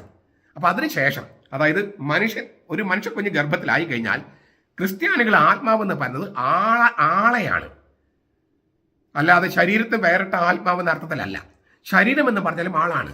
ശരീരത്തിന് ഉയർപ്പിലും വിശ്വസിക്കുന്നു നമ്മൾ വിശ്വാസ പ്രമാണിച്ച് ചൊല്ലുമ്പോൾ ആളുടെ ഉയർപ്പിൽ, ആത്മാവിന്റെ ഉയർപ്പിലല്ല, ആളുടെ ഉയർപ്പിൽ, ആളായി തീർന്ന ആത്മാവിന്റെ ഉയർപ്പിൽ വിശ്വസിക്കുന്നതാണ്. അപ്പൊ ശരീരം എന്ന് പറഞ്ഞാലും ആത്മാവെന്ന് പറഞ്ഞാലും നമ്മൾ ഉദ്ദേശിക്കുന്നത് ആളെയാണ്, ആള്. അപ്പോൾ നമ്മൾ ആളായി മാറിയ ആത്മാവ് ഈ ശരീരത്തിൽ നിന്ന് വേർപ്പെടുന്നു, അതാണ് മരണം. അപ്പോൾ തന്നെയാണ് വിധി, തനത് വിധി. തനത് വിധി എന്ന് പറഞ്ഞാൽ, വിധി എന്ന് പറഞ്ഞാൽ ന്യായവിധി എന്ന് പറഞ്ഞാൽ രണ്ടിലൊന്ന്, ഒന്നുകിൽ നരകം അല്ലെങ്കിൽ സ്വർഗം. ഒന്നുകിൽ നരകം അല്ലെങ്കിൽ സ്വർഗം. നരകത്തിൽ പോകണമെങ്കിൽ നമ്മളൊരു മാരകപാപം ചെയ്യുകയും പൂർണ്ണമായ അറിവോടും പൂർണ്ണമായ സമ്മതത്തോടും ഒരു മാരകപാപം ചെയ്യുകയും പശ്ചാത്തപിക്കാതെ മരണം വരെ ആ പാപത്തിൽ തുടരുകയും ചെയ്താൽ നമുക്ക് നരകശിക്ഷയാണ്. അത് ദൈവം ശിക്ഷിക്കുന്നതല്ല, നമ്മൾ പാപം കൊടുത്തിട്ട് വാങ്ങിക്കുകയാണ് നരകം. ഞാൻ ഒന്നുകൂടി പറയാം, നരകത്തിൽ പോകണമെങ്കിൽ നമ്മൾ പൂർണ്ണമായ അറിവോടും പൂർണ്ണമായ സമ്മതത്തോടും ഒരു മാരക പാപം ചെയ്യുകയും പശ്ചാത്തപിക്കാതെ അനുതപിക്കാതെ കുമ്പസാരിക്കാതെ ആ മാരക പാപത്തിൽ തുടരുകയും ചെയ്ത് ആ മാരക പാപത്തിൽ മരിച്ചാൽ നരകശിക്ഷയാണ്. മറ്റെല്ലാവർക്കും സ്വർഗമാണ് പ്രതിഫലം. സ്വർഗം പ്രതിഫലം കിട്ടിയാലും ദൈവത്തെ നേരിട്ട് കാണാൻ പറ്റില്ല. കാരണം ഹൃദയശുദ്ധിയുള്ളവർ ഭാഗ്യവാന്മാർ, അവർ ദൈവത്തെ കാണും. മത്തായി 5:8.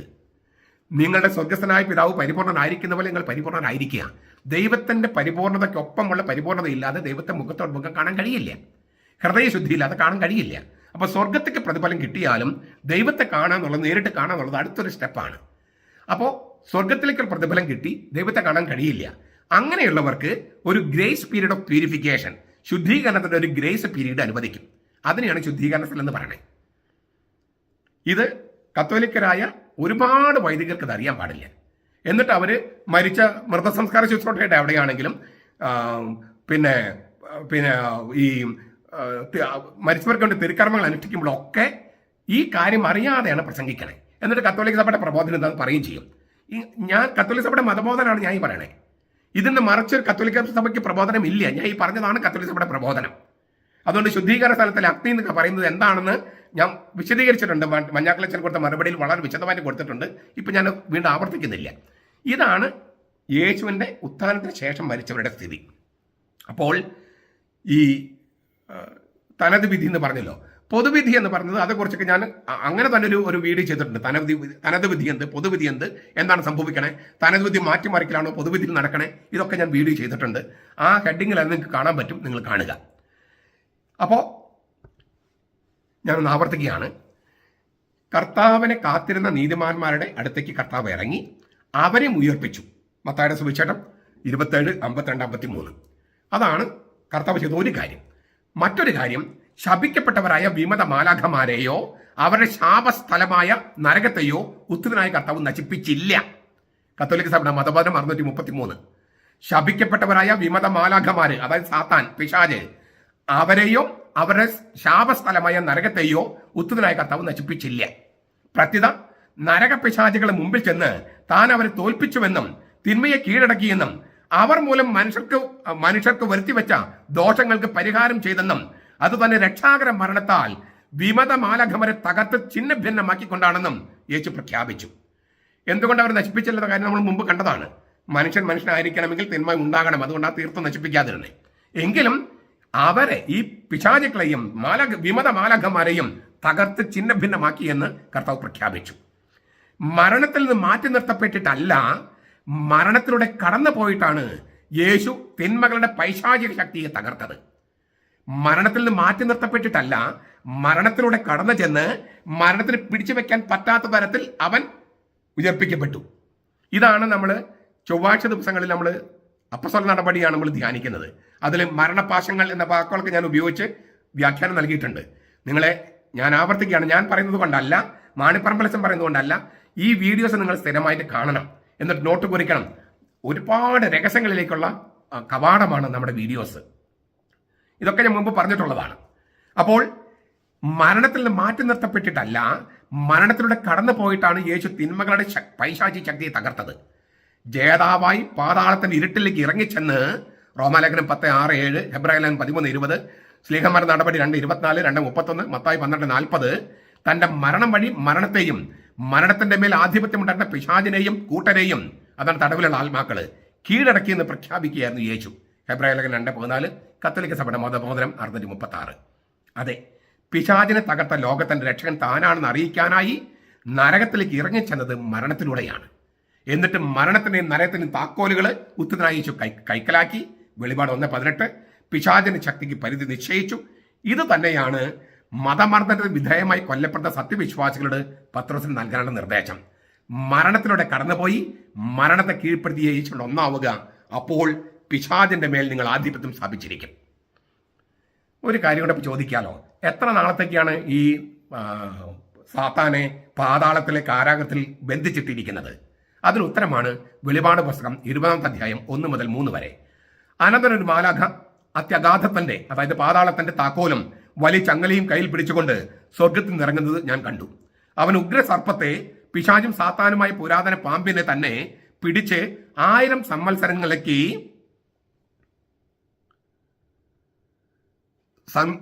സംവത്സരങ്ങളിലേക്ക് ചങ്ങലക്കിട്ടു. 1000 സംവത്സരം കഴിയുമ്പോളം ജനതകളെ വഞ്ചിക്കാതിരിക്കാൻ അവനെ അത്യഗാധത്തിൽ പാതാളത്തിൽ തള്ളിയിട്ട് വാതിൽ അടച്ചുപൂട്ടുകയും അതിനു മീതെ മുദ്ര വയ്ക്കുകയും ചെയ്തു. അതിനുശേഷം അവൻ അല്പകാലത്തേക്ക് അഴിച്ചുവിടേണ്ടിയിരിക്കുന്നു. കുരിശിന് മുകളിലെ വാചകം നോക്കിയിട്ടുണ്ട് നിങ്ങൾ? ലത്തീനിലും നമുക്ക് അറിയാം INRI, യേസുസ് നസ്രയനുസ് റെക്സ് യുദയോരും. നസ്രായക്കാരൻ യേശു, യഹൂദരുടെ രാജാവ്. ഹീബ്രുവിലും അത് എഴുതിയിരുന്നു. ഹീബ്രു, ലത്തീൻ, ഗ്രീക്ക്. ഹീബ്രുവിൽ എങ്ങനെയാണ്? യശുവ ഹ നസറി വും മെലേക് ഹ യഹൂദി, യഹൂദിം. അപ്പം അതിന്റെ ഷോർട്ട് ഫോം എടുത്താൽ യാഹ്വേ, ദൈവമായ യാഹ്വേ കുരിശിൽ കിടക്കുക രാജാവായിട്ട്. യാഹ്വേ രാജാവായി ലോകത്തെ ഭരിക്കുകയാണ്. അപ്പൊ 1000 വത്സരത്തേക്ക് എന്ന് പറഞ്ഞാൽ കുരിശുമരണം തുടങ്ങി രണ്ടാമത്തെ ആഗമനം വരെ, കുരിശുമരണം തുടങ്ങി ദ്വിതീയാഗമനം വരെയുള്ള ആ സമയത്തെയാണ് 1000 വത്സരം എന്ന് ബൈബിളിൽ പറയുന്നത്. ഇതാണ് ഈ 1000 വത്സരം. ഇപ്പോൾ യേശുവിന്റെ ഭരണമാണ്. യേശുവിന്റെ ഭരണമാണ്. 800 കോടി മനുഷ്യരല്ലേ, അതിൽ 240 കോടി ക്രിസ്ത്യാനികളാ. യേശുവിന്റെ 2000 കൊല്ലമായിട്ടുള്ള ഭരണം തുടങ്ങിയിട്ട് 800 കോടി മനുഷ്യരിൽ 240 കോടി ക്രിസ്ത്യാനികളാണ്. അപ്പോൾ യേശുവിന്റെ ഭരണത്തിന് കീഴിലാണ്. മറ്റുള്ളവരിലും സത്യമുള്ളവരുണ്ടെങ്കിൽ യേശുവിന്റെ ഭരണത്തിന് കീഴിലായിരിക്കാം. അപ്പൊ ഇപ്പൊ യേശുവാണ് ഭരിക്കണേ, സംശയമൊന്നും വേണ്ട. അപ്പോൾ 1000 വർഷത്തെ ഭരണമാണ് കുരിശഭരണം തുടങ്ങി രണ്ടാമത്തെ ആഗമനം നടക്കുന്നത്. ആ ഭരണത്തിന്റെ ഏറ്റവും ഫലപ്രദമായ രീതിയാണ് വിശുദ്ധ കുർബാന. വിശ്വാസികളിലേക്ക് അവൻ വരികയാണ്. എന്നിട്ട് അവരുടെ ശരീരത്തിന്റെ ശരീരമായിട്ട്, രക്തത്തിന്റെ രക്തമായിട്ട് മാറുകയാണ്, മാംസരക്തങ്ങളായി മാറുകയാണ്. ഓരോ ക്രിസ്ത്യാനിയും മറ്റൊരു ക്രിസ്തുവായിട്ട് മാറുകയാണ്. നമ്മിലൂടെയാണ് ഈ ലോകത്തെ കർത്താവ് ഭരിക്കണേ. അതുകൊണ്ട് നമ്മുടെ രാജാക്കന്മാരും പുരോഹിതന്മാരും ആക്കി മാറ്റിയത്. അപ്പൊ ഒരു ചോദ്യം കൂടി. അപ്പൊ ഈ 1000 വത്സരം മനസ്സിലായി. രണ്ടാമത്തെ ആഗമനത്തിലാണ് പിശാചിന് അന്തിമമായിട്ടുള്ള വിധി നിശ്ചയിക്കുക, അന്തിമ വിധി, ന്യായവിധി നിശ്ചയിക്കുക അല്ലെങ്കിൽ കൽപ്പിക്കുക. അത് വെളിപാട് പുസ്തകം 27 മുതൽ 10 വരെ വാക്യങ്ങളിൽ കൊടുത്തിരിക്കുന്നു. 1000 സംവത്സരം കഴിയുമ്പോൾ, അതായത് കുരിശുമരണം മുതൽ ദ്വിതീയാഗമനം വരെയുള്ള സമയം, രണ്ടാമത്തെ ആഗമനത്തിൽ 1000 സംവത്സരം കഴിയുമ്പോൾ സാത്താനെ തടവിൽ നിന്ന് അഴിച്ചുവിടും. അവൻ ഭൂമിയുടെ 4 ദിക്കിലുമുള്ള ജനതകളെ സംഖ്യയിൽ കടപ്പുറത്തെ മണൽ പോലെയുള്ള ഗോഗ്, മാഗോഗ് എന്നിവരെ യുദ്ധത്തിനായി ഒന്നിച്ച് ചേർക്കേണ്ടതിന് വഴിതെറ്റിക്കാൻ പുറപ്പെടും. അവർ ഭൂമിയിൽ പരക്കെ ചെന്ന് വിശുദ്ധന്മാരുടെ പാളയവും പ്രിയപ്പെട്ട പട്ടണവും വളയും. എന്നാൽ ആകാശത്തു നിന്ന് തീ ഇറങ്ങി അവരെ ദഹിപ്പിച്ച് കളയും. അവർ വഞ്ചിച്ച പിശാചനെ മൃഗവും കള്ളപ്രവാചനം കിടക്കുന്ന ഗന്ധക തീപ്പൊയ്കയിലേക്ക് തള്ളിവിടും. അവർ എന്നേക്കും രാപ്പകൽ ദണ്ഡനം ഏൽക്കേണ്ടി വരും. പിശാചനെ ഇല്ലേ അന്തിമമായി നശിപ്പിക്കുകയല്ല, സാത്താനായും പിശാചുക്കളെയും നിരായുധരാക്കി നിത്യമായി ശിക്ഷിക്കുകയാണ് ദണ്ഡനത്തിൽ. അതായത് പിന്നെ അവർക്ക് മനുഷ്യന്റെ മേലെ യാതൊരു അധികാരമില്ല. എന്നിട്ടാണ് പുതിയ ആകാശവും പുതിയ ഭൂമി ഉണ്ടാകുന്നത്. ഈ ഭൂമി ഇല്ലാണ്ടാകുമെന്നോ ഈ ആകാശം ഇല്ലാണ്ടാകുമെന്നോ അല്ല ബൈബിൾ പറയണേ. ഇത് രൂപാന്തരം പ്രാപിക്കും. അതെങ്ങനെയാണ് നമുക്ക് ഭാവനയിൽ പോലും കാണാൻ കഴിയില്ല. പുതിയ ആകാശം പുതിയ ഭൂമിയും ഉണ്ടാകും. അപ്പോൾ മനുഷ്യൻ, ദൈവം ഭൂമിയിലേക്ക് വന്നു. ഈ മണ്ണ് ദൈവം പൂർണ്ണമായിട്ട് നശിപ്പിച്ച് കളയില്ല, രൂപാന്തരപ്പെടുത്തുകയാണ് പുതിയ ആകാശവും പുതിയ ഭൂമിയും. ആ പുതിയ ആകാശത്തിലും പുതിയ ഭൂമിയിലും നമ്മൾ രാജാക്കന്മാരും പുരോഹിതന്മാരുമായി സ്വർഗത്തിൽ ദൈവത്തെ ആരാധിച്ചു കൊണ്ടിരിക്കും. അതാണ് വെളിപാട് പുസ്തകം. അതിന്റെ മുൻ ആസ്വാദനമാണ്, അതിനുള്ള ഒരു ട്രെയിനിങ് ആണ് നമ്മുടെ വിശുദ്ധ കുർബാന പോലും. അവസാനമായിട്ടൊരു കാര്യം, എന്തുകൊണ്ടാണ് ഈ ചോദ്യം, ഇങ്ങനൊരു ചോദ്യം ഇത് എറണാകുളം അങ്കമാലി അതിരൂപതയുമായിട്ട് ബന്ധപ്പെട്ടുള്ള ഗ്രൂപ്പിലാണ് വന്നതെന്ന് തോന്നുന്നു. ഞാൻ കണ്ടിട്ടില്ല, പക്ഷെ അങ്ങനെയാണ് എന്നോട് പറഞ്ഞവര്. എന്നിട്ടത് ഞാൻ കണ്ടിട്ടില്ല എന്ന് വിചാരിച്ചിട്ടായിരിക്കണം ആ ചോദ്യം അങ്ങനെ തന്നെ എനിക്ക് എടുത്ത് തരികയായിരുന്നു. അച്ഛൻ ഒരു മറുപടി വേണമെന്ന് പറഞ്ഞ്. എന്തുകൊണ്ടാണ് ഈ എറണാകുളം അങ്കമാലി അതിരൂപതയിലുമായിട്ട് ബന്ധപ്പെട്ട 1000 പേര് 2000 പേരൊക്കെയുള്ള ഗ്രൂപ്പുകളിലാണ് ഇത് വരുന്നത്? എന്തുകൊണ്ടാണ് ഇങ്ങനെ ചോദ്യം വന്നത്? സീറോ മലബാർ സഭയിൽ പൊതുവെ എറണാകുളം അങ്കമാലി അതിരൂപതയിൽ വിശേഷിച്ചും പൈശാചിക ശക്തികളുമായി കൂട്ടുകൂടുന്നവർക്ക് വിജയം ലഭിക്കുന്നു എന്നൊരു തോന്നല് പൊതുമണ്ഡലത്തിൽ നിൽക്കുന്നുണ്ട്. എറണാകുളം അങ്കമാലി അതിരൂപതയിലും സീറോ മലബാർ സഭയിലും, അതായത് സാത്താൻ, ആദി സർപ്പം, പാമ്പ് എന്നൊക്കെ നമ്മൾ വിളിക്കില്ലേ, ഈ പൈശാചിക ശക്തി, അവരുമായി കൂട്ടുകൂടുന്നവർക്ക് അവരാണ് വിജയം വരിച്ച് നിൽക്കുന്നതെന്ന് തോന്നുകയാണ്. ദൈവത്തിന്റെ ശക്തിക്ക് ക്ഷയം സംഭവിച്ചുവെന്ന തോന്നല്, ആ തോന്നൽ ഉണ്ടാക്കിയിരിക്കുന്നത് സീറോ മലബാർ സഭയുടെ നേതൃത്വമാണ്. നരകത്തില് സാത്താന് സന്തോഷമാണെങ്കിൽ പിന്നെ എന്തിനാണ് അതിനെ എതിർക്കുന്നത് എന്നൊരു ചിന്ത, വളരെ അപകടകരമായ ചിന്ത സഭാ നേതൃത്വത്തിന്റെ പ്രവർത്തികളിലൂടെ ആവിഷ്കരിക്കപ്പെട്ടിരിക്കുകയാണ്. മെത്രാന്മാര്, ദൈവത്തിന്റെ ആളുകൾ എന്ന് പറഞ്ഞ മെത്രാന്മാരും ദൈവത്തിന്റെ ആളുകൾ എന്ന് പറയുന്ന ഈശോയുടെ സ്ഥാനത്ത് നിൽക്കുന്ന വൈദികരും സാത്താനുമായി കൂടിച്ചേർന്ന് സഭയെ നശിപ്പിക്കാനുള്ള ശക്തികളുമായി കൂടിച്ചേർന്ന് സമവായം എന്ന വിഷമുണ്ടാക്കി കർത്താവിനെയും കർത്താവിന്റെ സഭയെയും നാറ്റിക്ക് മാത്രമല്ല സാത്താന് ഇങ്ങനെ ഒറ്റക്കൊടുത്തിരിക്കുകയാണ്. അതുണ്ടാക്കുന്ന അപകടം എന്ന് പറയുന്നത് വളരെ വലുതാണ്. അതുകൊണ്ട് മെത്രാന്മാരും വൈദികരും സാത്താനെ കൂട്ടുപിടിക്കുന്നെങ്കിൽ അപ്പോൾ നരകത്തിൽ സാത്താൻ ഭയങ്കര ആനന്ദമായിരിക്കുമല്ലോ. അതാണ് ഇയാൾ ചോദിക്കേണ്ട കാരണം. സാത്താൻ നരകത്തിൽ ഹാപ്പിയാണോ? അങ്ങനെ നരകത്തിൽ സാത്താൻ ഹാപ്പിയാണ് എന്ന തരത്തിലുള്ള ഒരു ചിന്ത പൊതുമണ്ഡലത്തിൽ സീറോ മലബാർ സഭയുടെ മെത്രാന്മാർ സൃഷ്ടിച്ചിട്ടുണ്ട്. ഇത് മെത്രാന്മാർ കേൾക്കണം, എല്ലാ മെത്രാന്മാരും കേൾക്കണം. നിങ്ങൾ ദൈവവചനം വിശ്വസിക്കുന്നുണ്ടെങ്കിൽ, കത്തോലിക്ക സഭയുടെ മതബോധനം വിശ്വസിക്കുന്നുണ്ടെങ്കിൽ, നിങ്ങൾ നെഞ്ചത്ത് മാറത്തടിച്ചിട്ട് കർത്താവിന്റെ അടുക്കൽ പോയിട്ട് നിങ്ങൾ കുമ്പസാരിക്കണം. എന്നിട്ട് ഈ തെറ്റ് തിരുത്തണം. ഈ തോന്നിയാസം കാണിക്കുന്ന തെറ്റുണ്ടല്ലോ, അത് തിരുത്തണം.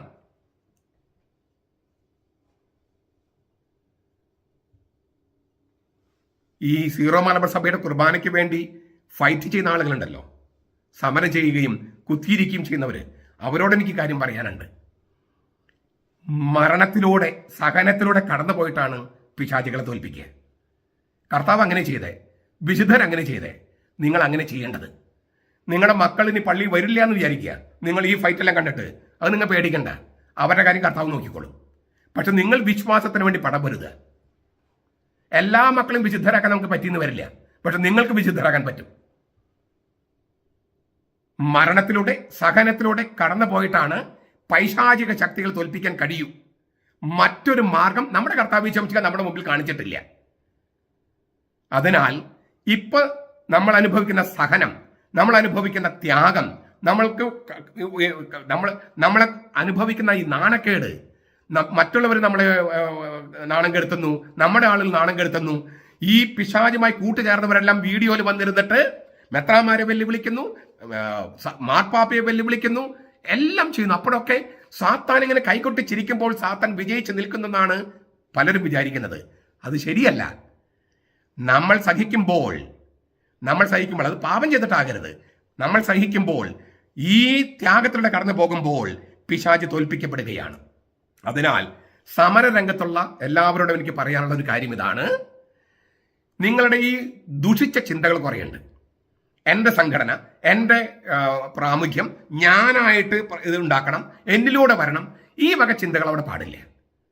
അത് വന്നാൽ നിങ്ങളുടെ സഹനം കർത്താവിന് ചേർന്ന സഹനമാകില്ല. മറിച്ച് സഭ, കർത്താവ്, സീറോ മലബാർ സഭ, സുറിയാനി കത്തോലിക്ക സഭ, ഈ ഒരു ചിന്ത നിങ്ങളുടെ മനസ്സിൽ ഉണ്ടാവുകയും അതിനുവേണ്ടി സ്വാർത്ഥപരമായ എല്ലാ ലക്ഷ്യങ്ങളും മാറ്റിവെച്ച് സംഘടനാപരമായ കുറച്ച് ദുഷിപ്പുകളുണ്ട്. പ്രത്യേകിച്ചും ആന്റി ക്ലെറിക്കലിസം, അതായത് മെത്രാന്മാർക്കും അച്ഛന്മാർക്കും എതിരെ നിന്നാലേ നമ്മൾ അൽമായര് ശരിയാകൂ എന്ന് വിചാരിക്കുന്നത് തെറ്റാണത്. നമ്മൾ ഒരു കുടുംബത്തിലെ അംഗങ്ങളാണ്. മെത്രാന്മാരും അച്ഛന്മാരും അൽമായരും ഒക്കെ ഒരു കുടുംബത്തിലെ അംഗങ്ങളാണ്. അതുകൊണ്ട് മെത്രാന്മാർക്കെതിരെ, അച്ഛന്മാർക്കെതിരെ നമുക്ക് നിലകൊള്ളണം എന്ന തീരുമാനം എടുക്കുന്നെങ്കിൽ നിങ്ങളും തെറ്റിലായിരിക്കും. നിങ്ങളും പിശാചിന്റെ ആളുകളായി മാറും. മറിച്ച് നമുക്ക് പരസ്പരം തിരുത്താം. ഞാൻ നിങ്ങളെ തിരുത്തുന്ന പോലെ നിങ്ങൾക്ക് എന്നെയും തിരുത്താം. നമുക്ക് അങ്ങനെ ഒരു വഞ്ചിയിലാണ്, ഒരു സഭാ നൗകയിലാണ് നമ്മൾ പോകുന്നത്. അതിനാൽ നമ്മുടെ ഈ മെത്രാന്മാരെ കുറ്റപ്പെടുത്തുന്ന നമ്മൾ തന്നെ അത്തരം തിന്മകൾ ചെയ്താലോ, അഴിമതി ചെയ്താലോ, പണത്തിന് വേണ്ടിയും അങ്ങനെയൊക്കെ ചെയ്താലോ, അത് ശരിയല്ലല്ലോ. അതിനാൽ നമ്മൾ നല്ലവരാകുന്ന നിലയിൽ സഹനത്തിലും ത്യാഗത്തിലും കടന്നു പോകുമ്പോൾ പിശാചിനെ തോൽപ്പിക്കുകയാണ് ചെയ്യുന്നത്. അതിനാൽ ഈ ചോദ്യങ്ങൾക്കെല്ലാം നിങ്ങൾക്ക് ഉത്തരം കിട്ടിയെന്ന് വിചാരിക്കുന്നു. ചോദ്യം ഉണ്ടാക്കേണ്ടായ സാഹചര്യമാണ് ഞാൻ നിങ്ങളുടെ മുമ്പിൽ പറഞ്ഞത്. ഇങ്ങനൊരു സാഹചര്യം ക്രിയേറ്റ് ചെയ്ത് വളരെ മോശം തന്നെയാണ്. മോശം എന്നല്ല, വലിയ ഇടർച്ചയാണ്. കർത്താവ് ഈ ഇതൊക്കെ സൃഷ്ടിച്ചു വെച്ച സഭാ നേതൃത്വത്തെ ശിക്ഷിക്കാതെ പോകുമെന്ന് ഞാൻ വിശ്വസിക്കുന്നില്ല. ശിക്ഷിക്കണമെന്ന് എനിക്ക് ആഗ്രഹമൊന്നുമില്ല. പക്ഷെ അവർ വരുത്തി വെച്ചിരിക്കുന്ന ഇടർച്ച അത്ര അധികമായതിനാൽ കർത്താവ് അവരെ ശിക്ഷിക്കാതെ വിടുമെന്ന് എനിക്ക് തോന്നുന്നില്ല. അതും പത്രോസ് പറഞ്ഞിട്ടുണ്ട്. അതിനാൽ സമരരംഗത്തുള്ളവര് നമ്മൾ നല്ലവരെന്ന നിലയിൽ വേണം സഹിക്കാൻ, നല്ലവരെന്ന നിലയിൽ വേണം ക്രൂശിക്കപ്പെടാൻ. തിന്മ ചെയ്തിട്ടാകരുത്, ഒരു അഴിമതി ചെയ്തിട്ടാകരുത്. അങ്ങനെ നന്മ ചെയ്തിട്ട് സഹിക്കുന്നെങ്കിൽ നമ്മുടെ സഹനത്തെ കർത്താവിന്റെ കുരിശന്റെ സഹനത്തിൽ കൂട്ടിച്ചേർക്കുകയാണ്. എൻ്റെ കർത്താവിന്റെ ശരീരത്തിൽ സഹനത്തിന്റെ കുറവ് എൻ്റെ ശരീരത്തിൽ വഹിക്കുന്നെന്ന് പൗലോസ് പറഞ്ഞു, കൊളോസ്യ ലേഖനം 1:24. അത് നമ്മുടെ കാര്യം സംഭവിക്കട്ടെ. അപ്പോൾ പിശാചിന്റെ തല തകർക്കുകയാണ് നമ്മൾ. ആ പിശാചിന് തല തകർക്കുന്ന സ്ത്രീയുടെ സന്തതിയായിട്ട് നമ്മൾ മാറുകയാണ്. കർത്താവിനോടൊപ്പം ചേർന്നിട്ട് ഈ സർപ്പത്തിന്റെ തല തകർത്തുകൊണ്ടിരിക്കാൻ നമുക്ക് കഴിയട്ടെ രണ്ടാമത്തെ ആഗമനം വരെ. നമ്മുടെ കർത്താവ് ഈശോ മിശിഹായുടെ കൃപയും പിതാവായ ദൈവത്തിന്റെ സ്നേഹവും പരിശുദ്ധാത്മാവിന്റെ സഹവാസവും നാം എല്ലാവരോടും കൂടി ഉണ്ടായിരിക്കട്ടെ, ഇപ്പോഴും എപ്പോഴും എന്നേക്കും. ആമേൻ.